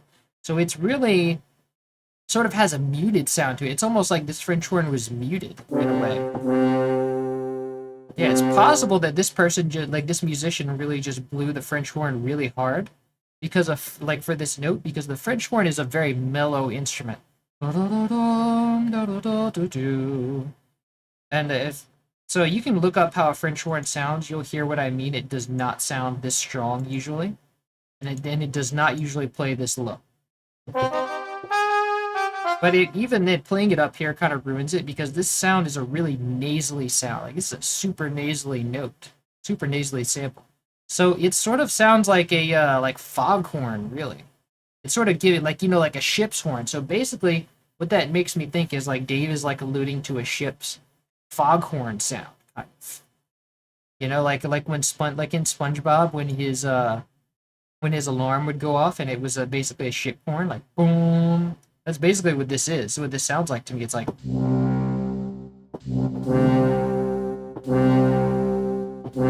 Right? That's exactly SpongeBob's alarm right there. Nice. More like a trumpet. No, definitely not like a trumpet. A trumpet does not go this low. A trumpet is hanging out like up here. This is a trumpet right here. So once you go down here, a trumpet, this is about the limit of a trumpet's range right here. Trumpet cannot go much lower than that. Here is like trombone range.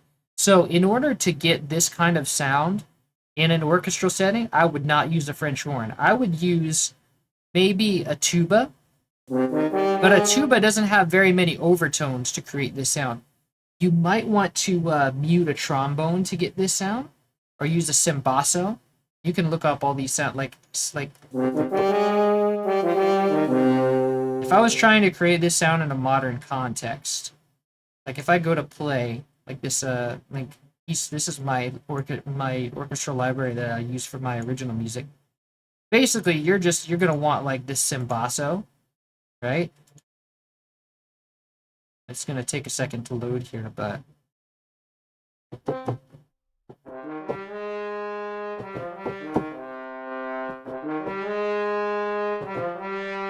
that is exactly what I would use for this song. Yeah.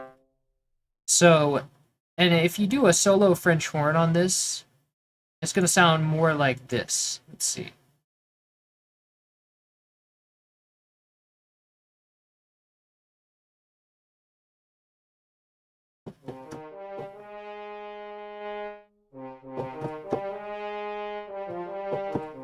So you could also use that. This is a very strong articulation. But the musicians usually don't play the French horn like this. This is also kind of an unrealistic articulation. Let me see if they have a softer one.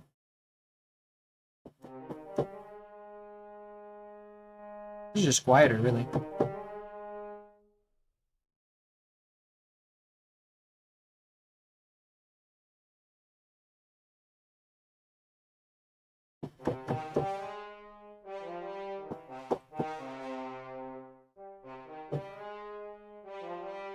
That's basically what a real French horn would sound like.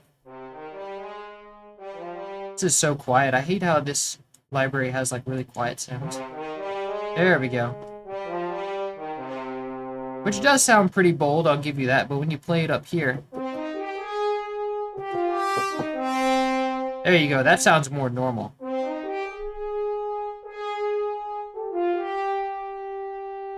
That sounds pretty cool. I would either do this up an octave here, because it sounds really good on the French horn, or just use that cimbasso. That would be what I would do in a modern context. Sussyphone, yeah, right? Sussyphone. I used a saxophone in my remix for the funnies. Yeah, that is funny. A saxophone in an orchestral piece. Saxophone used to be an orchestral piece way back in the day, but now it is not used. I think it was kind of a actually no, it wasn't even used much in classical. It was technically an orchestral instrument, but it was considered like to be a clown instrument almost. It wasn't used very widely until like jazz when Charlie Parker started to popularize it. IDK what library? Yeah, right. Gotta look it up. Yeah. Tuba can go as low, but it doesn't have enough overtones to really be good as a melodic instrument. It's not intended for that sort of thing. So if you had a tuba, you'd be doing something like this.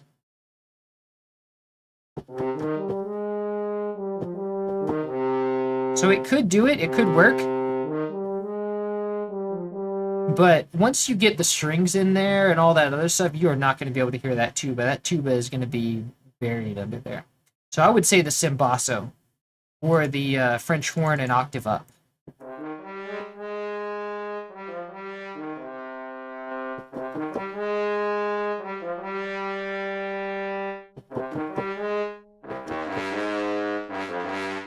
Ooh, that's ominous. Yeah, so I would say the French horn an octave up or the cimbasso would be your obvious choices. Cimbasso is not really common, so maybe it's better to go with the French horn an octave up. I have the Sonatina Symphonic Orchestra. It has a good harp. I love the harp. Nice. Yeah. So then we go in, so what we're doing here is kind of like a folksy style melody where we're playing around with that chord, right? And then we're ending on this C. But then the folksy part is that where the next phrase it basically repeats that.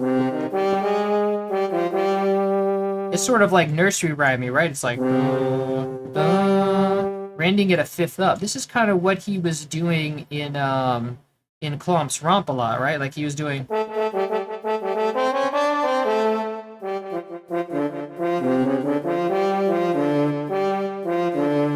So it ended on a D. No, wait, he would do.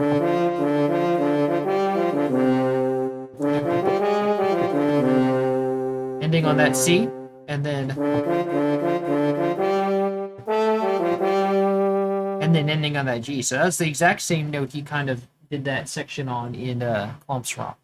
Pretty cool. Pretty cool little tidbit. What's going on, Retro Lover? Welcome. All right, so, and then he does like, so he briefly hits this high C and then goes all the way back down to that low C. So it gives us this like grandiosity of like, and then he kind of switches to strings for the final bit.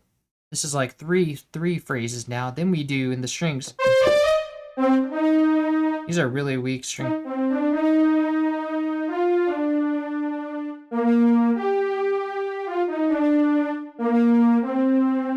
This is basically, he also uses this kind of melody in Mining Melancholy.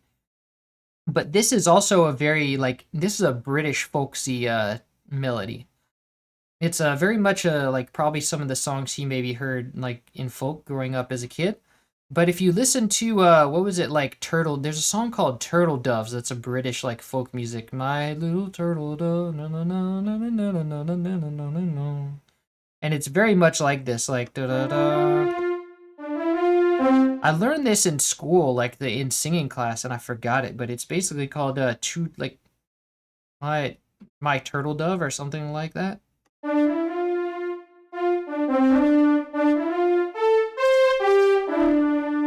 Something like that, but I think that's really what he's kind of inspired by, is those type of British folk songs with this kind of melody that does da da da da da da da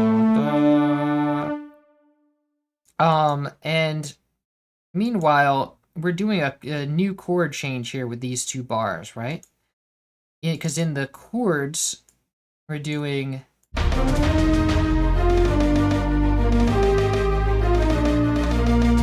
So here we're breaking that chord progression. We're doing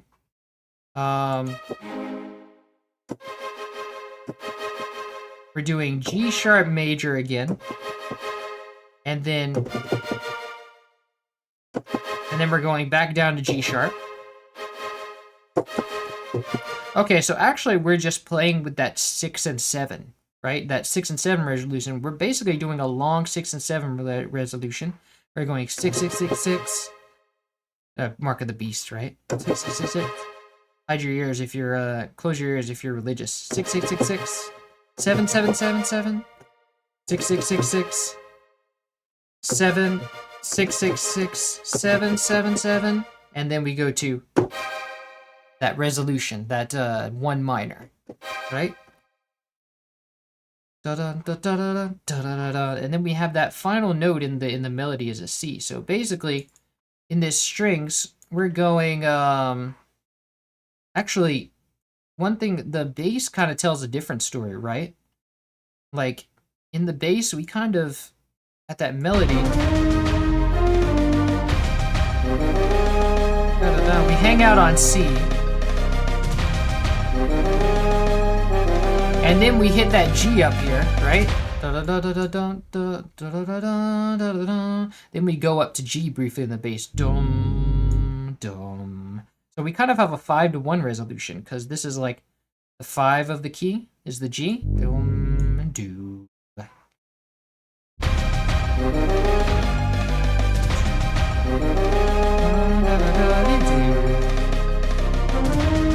And so now we're climbing this bass line is climbing up from 4 5 6 7 1, right? So the bass is making these chords different, whereas in the chords we have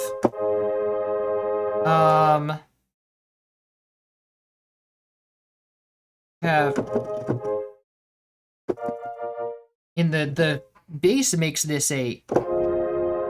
Here, let me go down here. I have to go up here for this.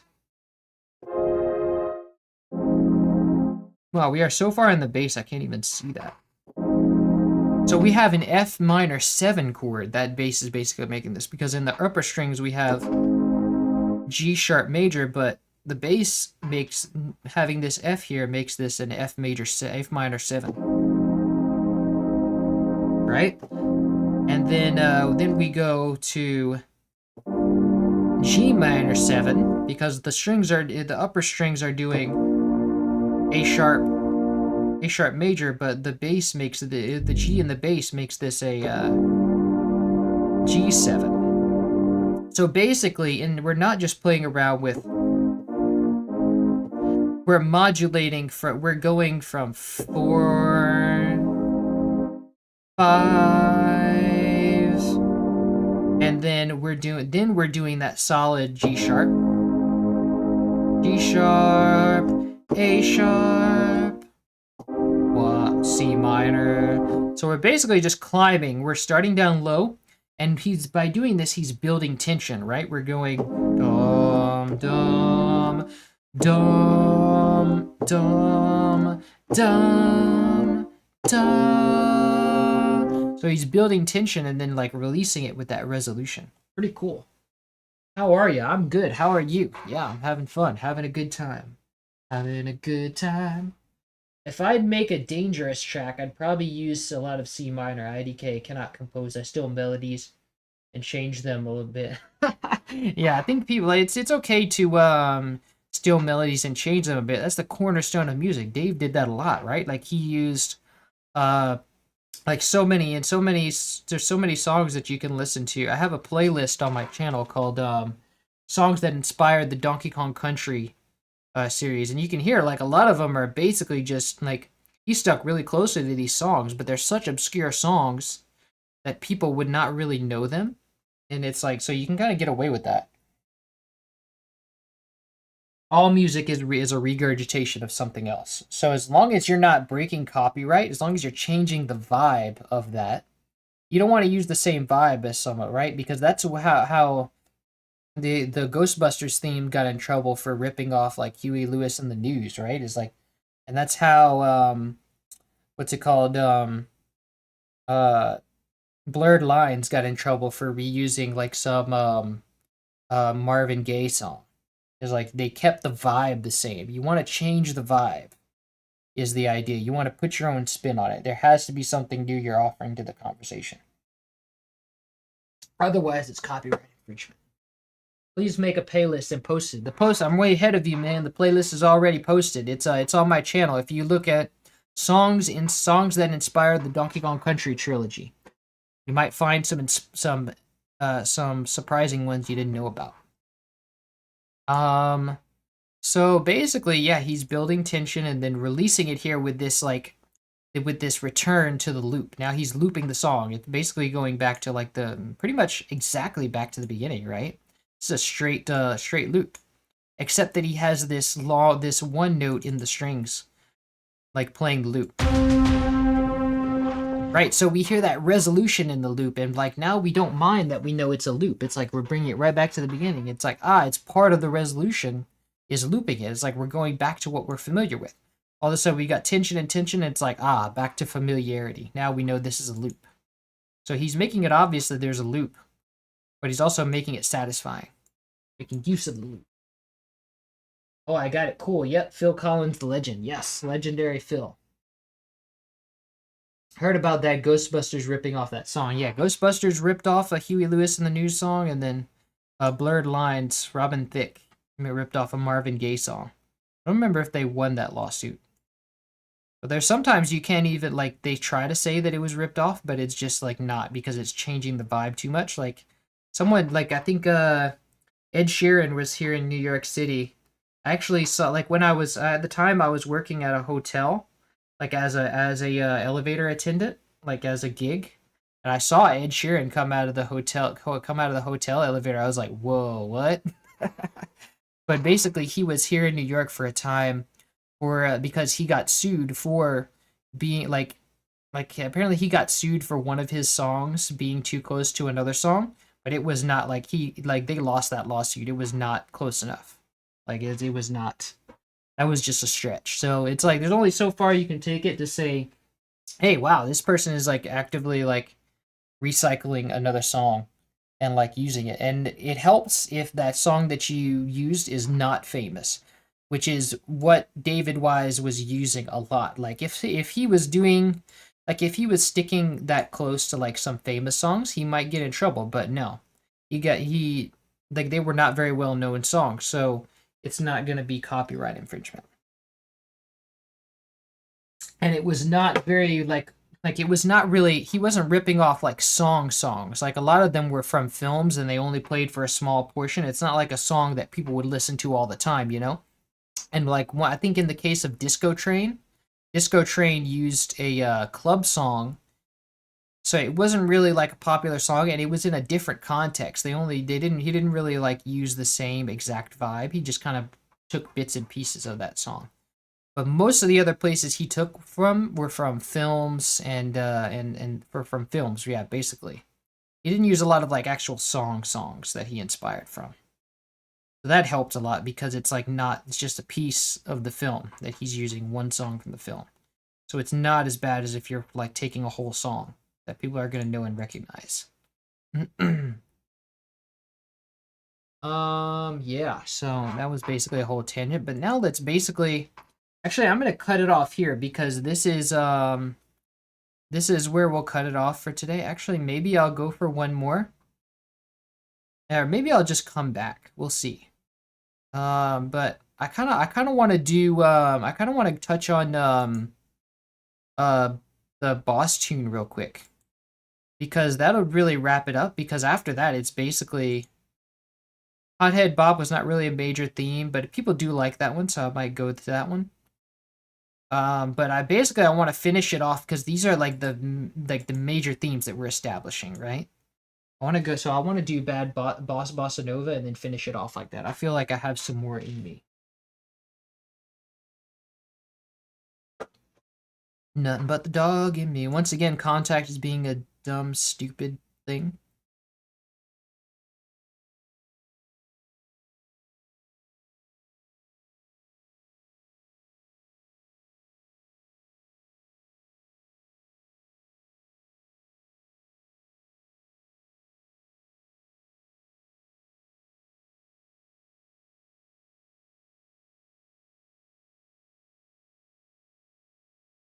Okay, so while I fix Contact because Contact is a dumb plugin,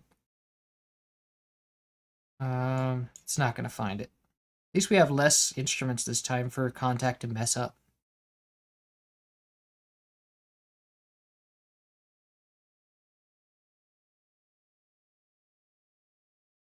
The finest software engineers in the USA right here.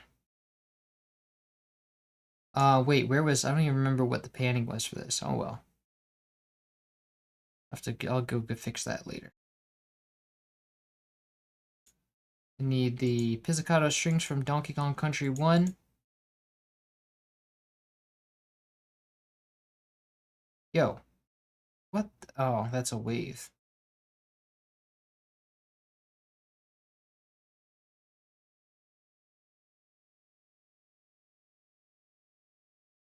Okay, now the Marcato strings.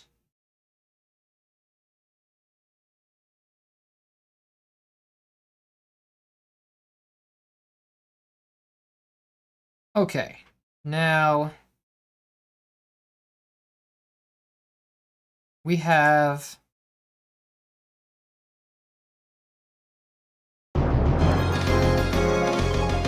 nice. Okay, so what we're starting out with here is a timpani drum. That's the most prominent. So right off the bat, we're establishing this F chord, some kind of F scale, which I think is, oh, it's got to be F minor. Right, so we're establishing F minor in the timpani. So this is like very much a pentatonic line, right? Because we're like bouncing between... Bouncing from 5 to 1. C is the 5, and then we're using this 7 as a straddling point. 7, 1, 7, 1, 7, 5, 7, 1. And then we have some... Right, that same snare line from it's the exact same snare line from Lockjaw Saga and Welcome to Crocodile Isle. He's connecting all these songs a little bit. And similar to Lockjaw Saga, he's also having this booming drum come in, ba ba ba bum, and then it's resting for 2 bars. Ba ba ba. So it's the same beat as Lockjaw Saga. It's like ba ba ba bum, except that he's making it tuned now. Ba ba ba bum. So ba ba ba ba ba ba ba bum. So that's the same beat as it's the same kind of beat as Lockjaw Saga basically, and we're accenting this in the bass. Whoa.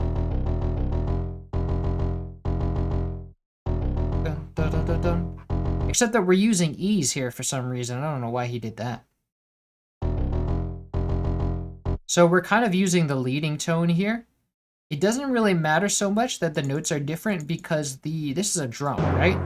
There's only the fundamental frequency is very weak. Most of this is like the noise of a drum. So it's not really going to be that big a deal. It might be better if he went.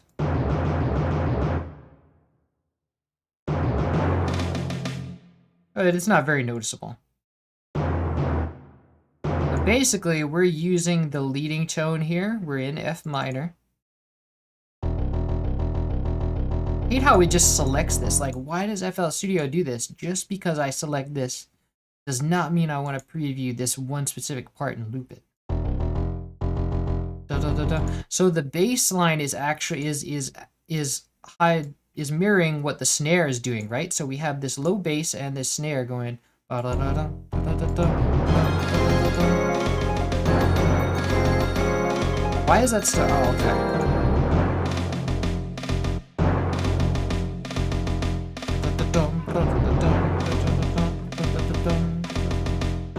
And it feels very powerful to do this, having the low lows of the bass and the high highs of the snare do this. So that's a very great way to have this power. Hey, that bass is something new. That's interesting. Yes, this bass is a contrabass.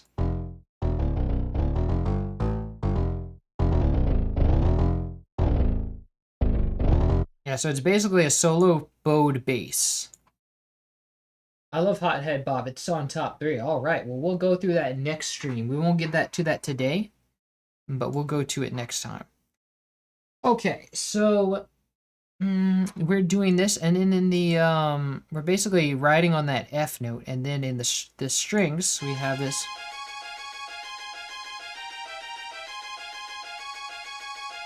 Wow, why did it move this? I didn't ask you to move this. And now it doesn't even move it back. It's crazy. Yeah. FL Studio doesn't really work great when it comes to like time markers and moving stuff around. So this is also alluding to the title screen, right? We had, whoops.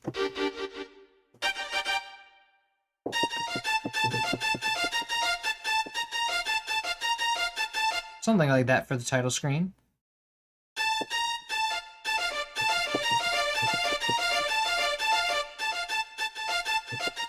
Now we're kind of doing that again, but in F minor.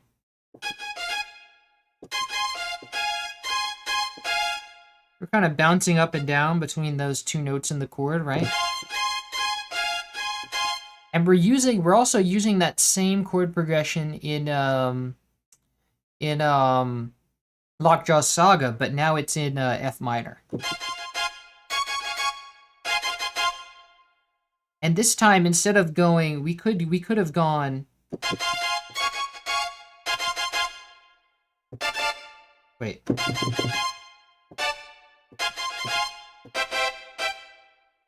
Wait, hold on. Oh, here we go.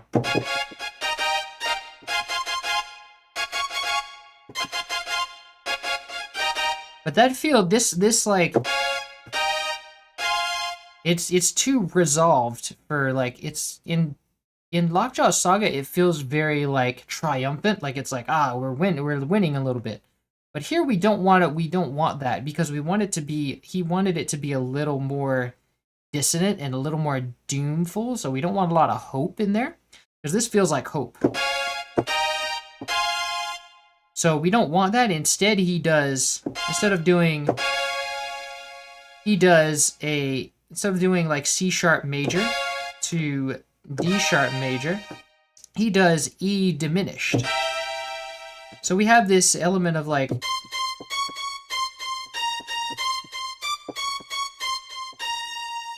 kind of this, it's like Dios, what is it? The Dios era thing?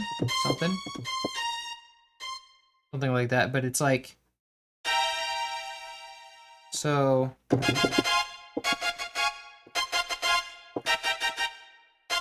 we have this sort of like very tense chord progression. He's building a lot of tension here.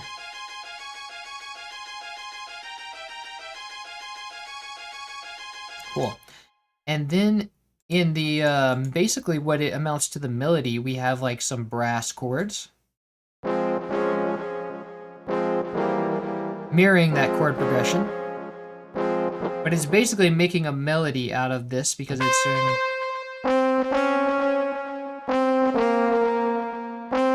So it's going da up, da down. So it's kind of very like a swaying chord progression. Da dum, da da. It rolls with the like tension and release, right? Because it's like here we have a major chord. This is a major chord. This is C sharp major. And then we go to a diminished chord. So we have like triumphants. We have like it's minor. Minor is basically neutral here. We're still fighting, right? We're doing. And then we have minor, major. This is a inverted major chord. And then we do then we have minor, major, minor, diminished. Diminished is more dissonant than minor, so basically he's ending on major to give it a happy feel. It's like some semblance of happiness, but then he's breaking that when he goes to diminished. So he's making it go up and down. We have tension, release, tension, tension, kind of like that. Is DKC2 the title? Is the DKC2 title team? No, it's Boss Bossa Nova. Yes. It's the best OST ever. David's the king. Yes, the wise man. The great wise man. Sir David Wise. Yeah. Now, then up above that, we have this Glockenspiel flying. This is like that bell from, wait, whoops. No, not that.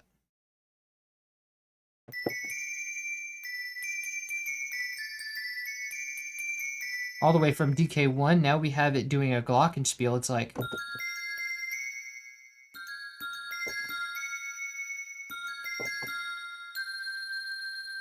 And at the same time, just like we did in Lockjaw Saga, we kind of have this like folksy movement where it's like we're ending on a up part, and then we're going down.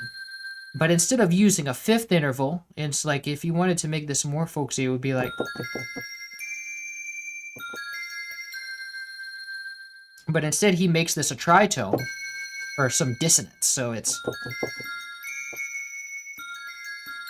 So you have multiple melodies going at once. That's kind of what classical music is all about. Everything is a melody. You're playing a melody with everything. Nothing is just block chords. Even this strings, he's playing a melody. It's like... Da-da-da-da-da. It's a rhythm, basically, but it's kind of got melodic power to it, because it's like...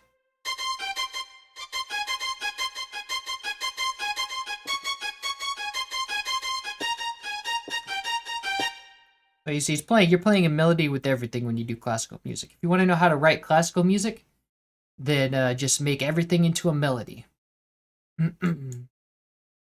Now, and then we do this. So all together we have. Then we do that. We hit that intro again.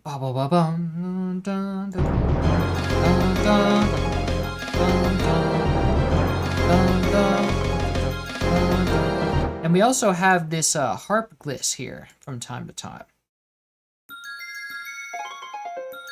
And what is this doing? This is an F minor chord, F minor arpeggio.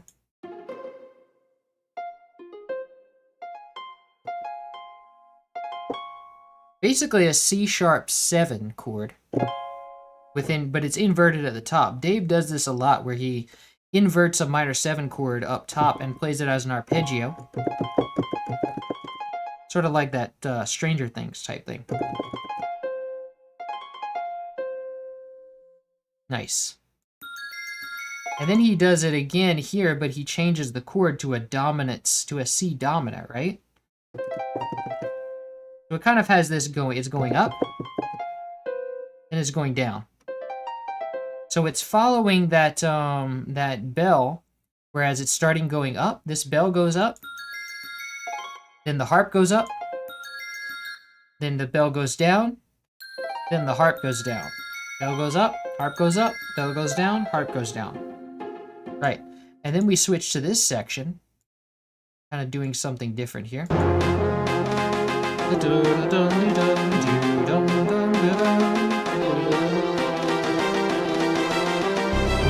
Make everything into a melody, exactly. Okay, so then we're going into this different section. What are we doing here? We have this single timpani hit to finish us off.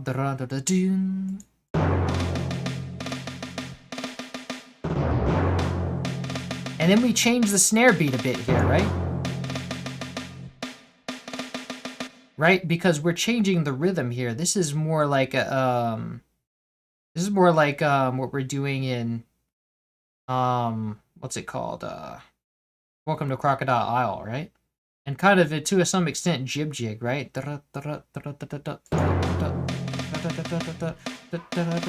We're introducing some syncopation here, right? So we're starting on this off beat, and then we're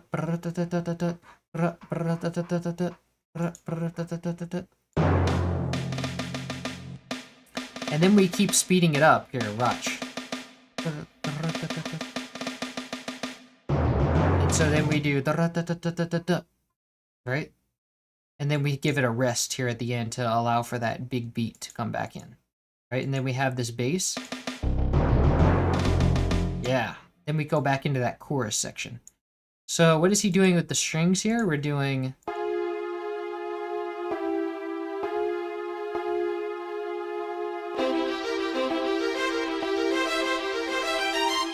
So here he's kind of using the wave station synth strings to allude to a 1-5-1, right? Do we have one F minor, the one chord, and then we do. No, wait. This is Oh, wait. Actually, it's but it's using the leading tone, so it's like that major 5 right there. For that grandiosity, right? Because classical music loves that major 5 in minor. So we have this F minor we're establishing, and then we're doing...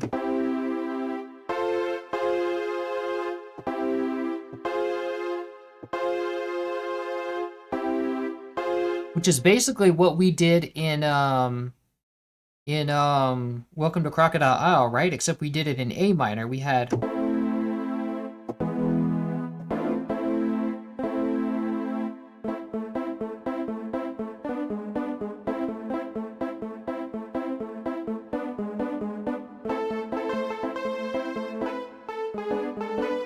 Not the best piano player, and there's like latency, so but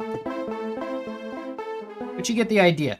Basically we're alluding to that same chord progression that we used in Jungle Hijinks. 1-5-1 dominant. Nice. And so here we do that. We finish off the section with that string, with those other strings, the acoustic strings, the violas. We're doing a bunch of arpeggios here. Here we have a C dominant arpeggio. See, he's kind of doing, he does 5 notes here. He starts to do a walk up and down. He does, but instead of doing, he doesn't hit this E going down here. He actually restarts it. So he just does, and then he cuts it short, and because he's using 5 notes, it sounds kind of jarring, right? It's like, instead of, he could have just done, but instead he chose to add that extra G in there. it kind of breaks the beat, so it feels a little bit jarring, and it like jolts us. It's like, whoa. And then we have a tritone here. So he's kind of like skipping this and going directly to the E, so that's still more unexpected. And then we're departing from that. Oh no, we're still on C dominant, but we're starting on a G instead now.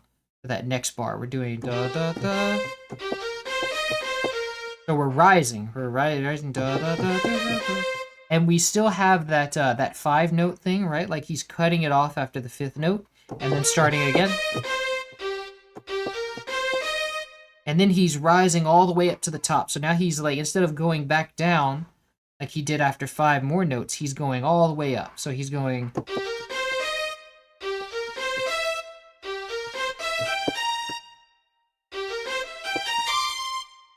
So he's rising it for, and then we have that return to the chorus, right? Return to F minor. And C is the 5th of F. So this whole thing we've been setting up, the reason he chose to do this on C dominant is because it's a dominant 5 chord, eventually leading, like taking 2 bars to do it, but eventually it's leading up to this F. So.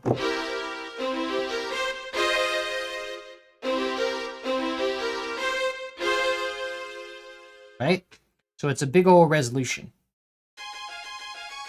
And so now, what are we doing here? So we have some kind of happy hopping around with the pizzicato strings, right?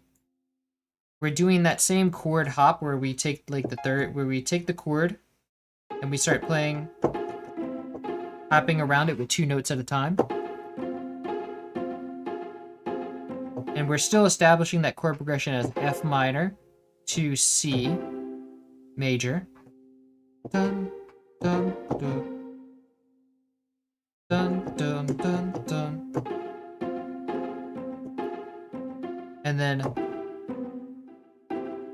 briefly going to C major and then back down to F minor. But we're doing it in different voicing, whereas instead of doing this, we're doing it now down here. So it's different voicing, but the same chord. And then it stops to make way for the other string. So essentially, because pizzicato is just an articulation of the strings, it means that instead of bowing the violins, the players are plucking the strings with their fingers. And so what he's doing here is he's starting out with like pizzicato, and then the players go to bowed articulations when they do that walk up in the strings. So this is all connected with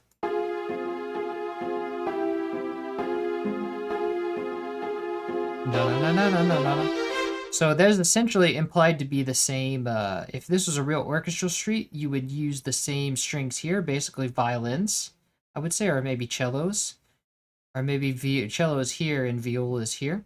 And then these are also the violas, I would say, yeah.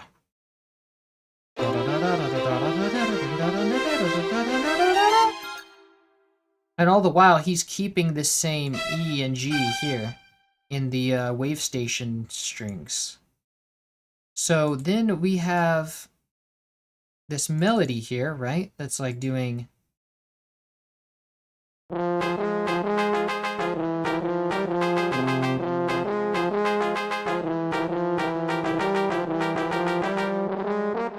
I would say that these horns here are supposed to be like French horns, but this is that trumpet again. This is a low, like, this is where the sound was recorded, but it's played down low for a more extreme thing. If I was remaking this, I would use French horns probably, or trombones maybe. We'll see. But even this is too low for a French horn. You don't really want to hang around here with a French horn. So maybe a tuba for this part. And this is following the same melody as Welcome to Crocodile Isle, right? It's like...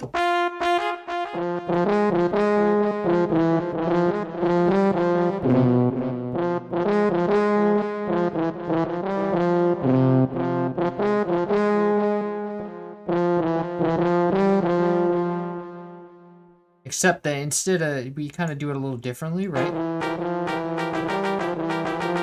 Oh, this is like the end of, they're basically shortening that melody because in Welcome to Crocodile Isle, he did.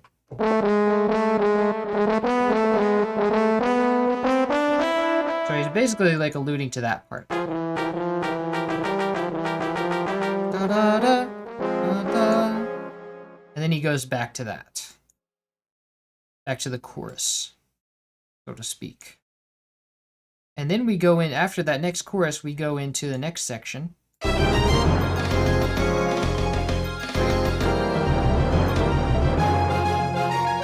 Right, this is the Jib Jig section, because we're basically doing exactly what we did in Jib Jig. Everything but trumpets, yes. We know trumpets. Trumpets are too high for this part, for this song. We don't want any treble stuff here. Can you do Japan's... Wait, hold on. Made the DKC3 rearrange death themes based on that. Nice. Cool. Can you do Japan's favorite chord? 4, 5, 3, 6. 4, 5, 3, 6. Let's see what that's all about. That's pretty poppy, except for the 3. I'd say that's like an offset of pop music. Let's see. What should I do this with? I'll do this with the... So, in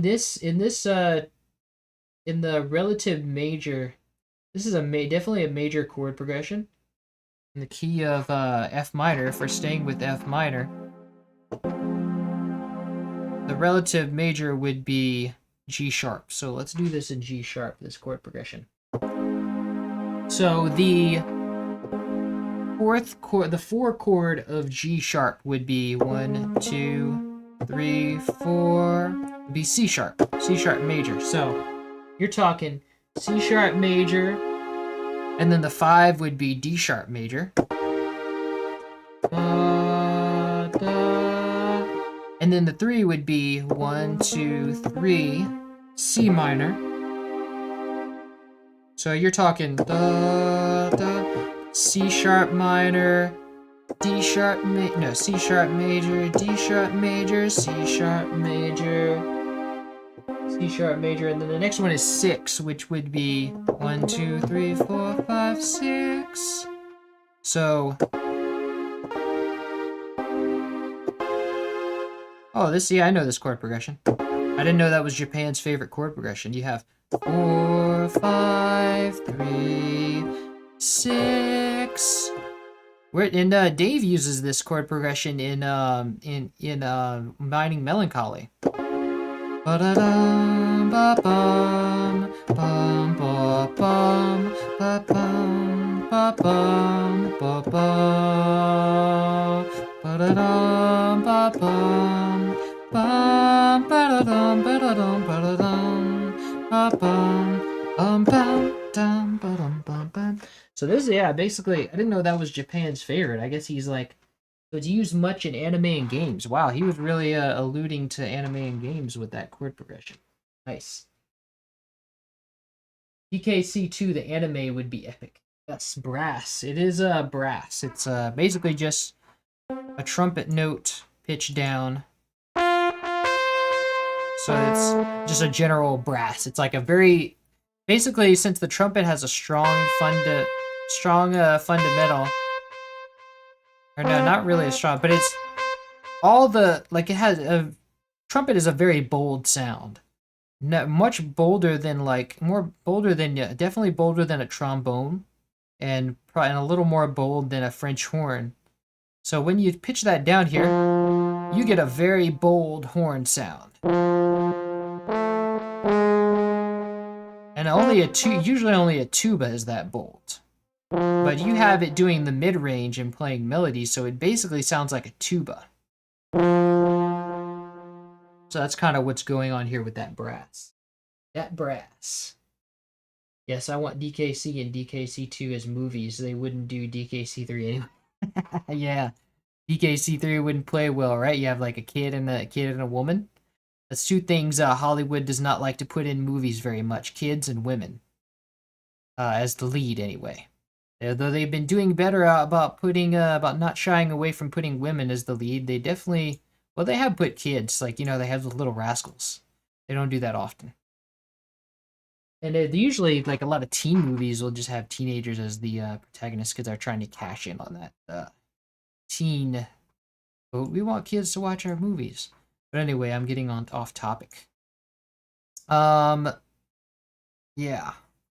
So let's. So here we have this Jib Jig section here. Basically, we're reprising Jib Jig. And yeah, imagine the climax battle of DK and K. Rool as an epic anime remix of Gangplank Galleon plays. Yeah, right. There you go. Now we're cooking. Yes, I want to. Okay. Yeah, I would like to see a DK3 movie. Yeah, which I mean, I would watch any of them. But it would be interesting to make DKC3 work. I think it would be as interesting as the game itself. Now, so we're basically we have the synth strings playing the melody here, and we have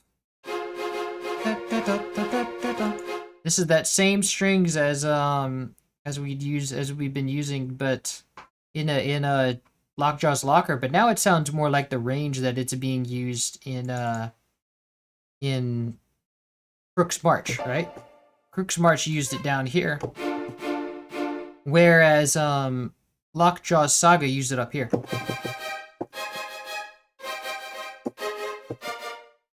So now we have it down here. So we're doing.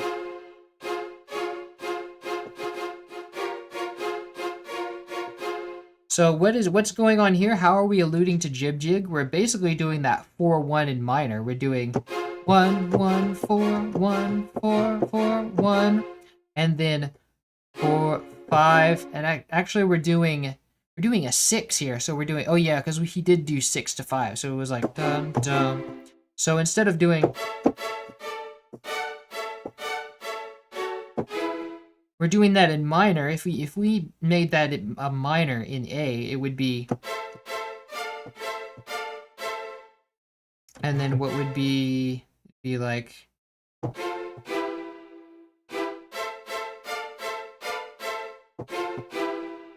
so basically he's shifting it down to F, right? F minor,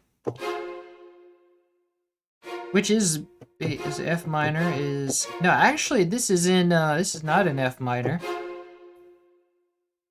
because if it was, we'd be using this, like, hold on, no, it is F minor, yeah. Wait a second, why is it, oh wait, no, it's F minor. F sharp minor was the relative minor of A. So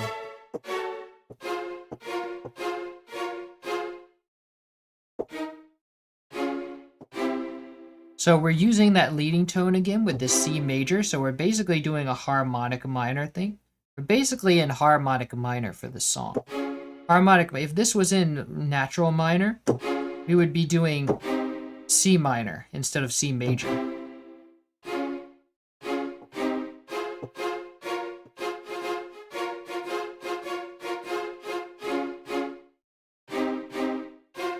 But it sounds more compelling to go.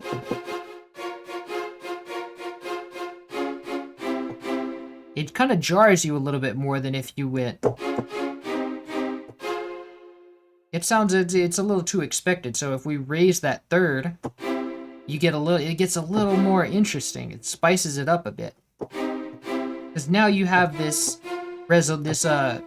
minor second resolution to 1 rather than a major second resolution to 1.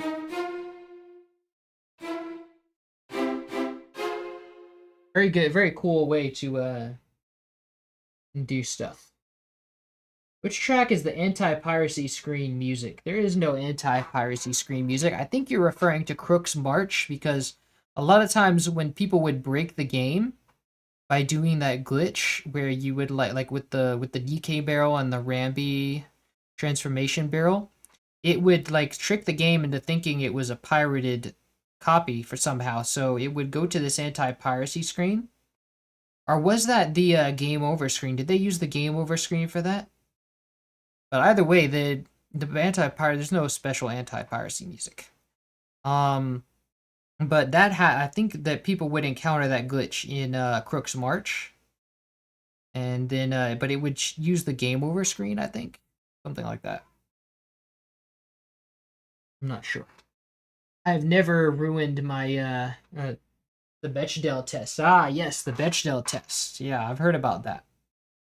Yeah, yeah, they definitely a good way to. I do like. I don't know if Alien passes the Bechdel test. I know the new Alien does. Um, but I don't know if the original Alien passed it, like the Alien Romulus. I know that one did, but I don't know if the original Alien passed it. No, I don't think so. But yeah, I mean, and also what's it called? Uh, what am I thinking of? A new movie by Edgar, no, by Edgar Wright or something. Yeah, Edgar Wright's new movie. I forgot what it's called. With the woman in London that gets like ghosts, it gets infested with ghosts or something like that. Forgot. Oh well. So basically you have this jib jig chord progression in minor, and then you have this. So you have this flute, this whistle, penny whistle, Irish penny whistle, except it's playing a little lower than usual. It's playing around in the jib jig range.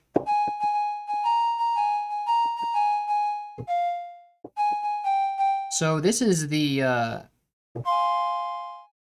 third of the chord to the root of the 4 chord to the 5th of the next chord by keeping the note the same, and then the 5th of the 5 chord. Finish it off. Very minimal movement there. And then in the harp, you have that harp going on.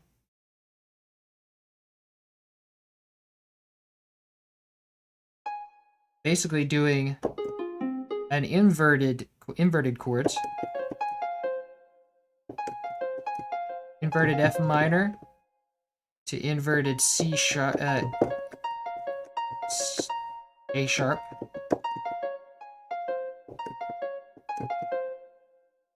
And then C sharp major.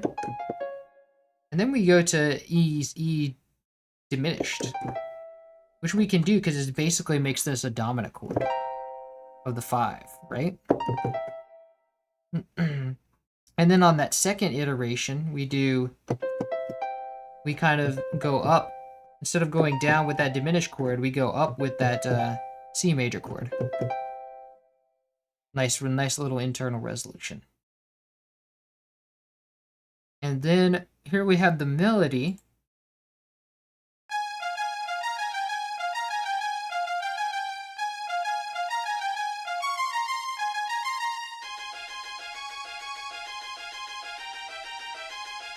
Right? And so now we're using these wave station strings instead of going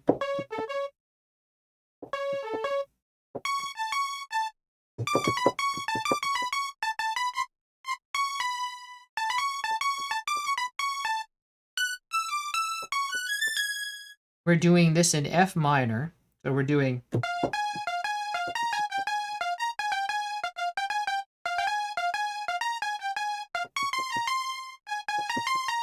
same melody, and just in minor. Nice. And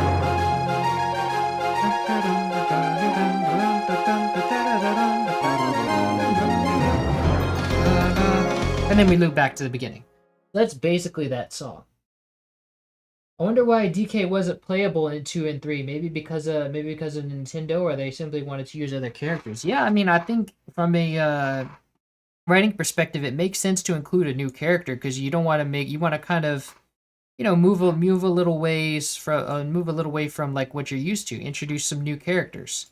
It just makes sense for that's good sequel form to like instead of reusing your same protagonist, just introduce a new protagonist to keep things interesting. And it's also like they're upping the stakes, right? Because now it's like, oh, Donkey, like K. Rool is not taking the bananas, he's taking like Donkey Kong, so he's taking an actual person or monkey. So Now it's like going from he's not just stealing stuff, he's not just a petty thief. Now he's like a kidnapper. So he's like upping the stakes, so to speak, writing wise. All right, y'all. Well, we're almost at 3 hours here, so this is a good run. We will come back tomorrow, and then we'll what am I gonna do tomorrow? I have another commission to do tomorrow, so we'll be doing that tomorrow, and then we will next week we'll come back with more Donkey Kong 2 stuff, and someone wanted the victory themes. Someone wanted some more of Donkey Kong Country 1, so we'll come back and do that as well. All right, y'all. Well, this will basically cut it here, and then next time we'll come back with we'll start with Hot Head Bop, since that one's a really popular one and I like it too. And then of course we'll go on to Mighty Melancholy, right? And yeah, then we'll kind of keep on going. All right, y'all. Thanks for coming to the stream, and this will be Jam and Sam signing off. Until next time. Cheers. Thanks for coming, Battle Brother Eli.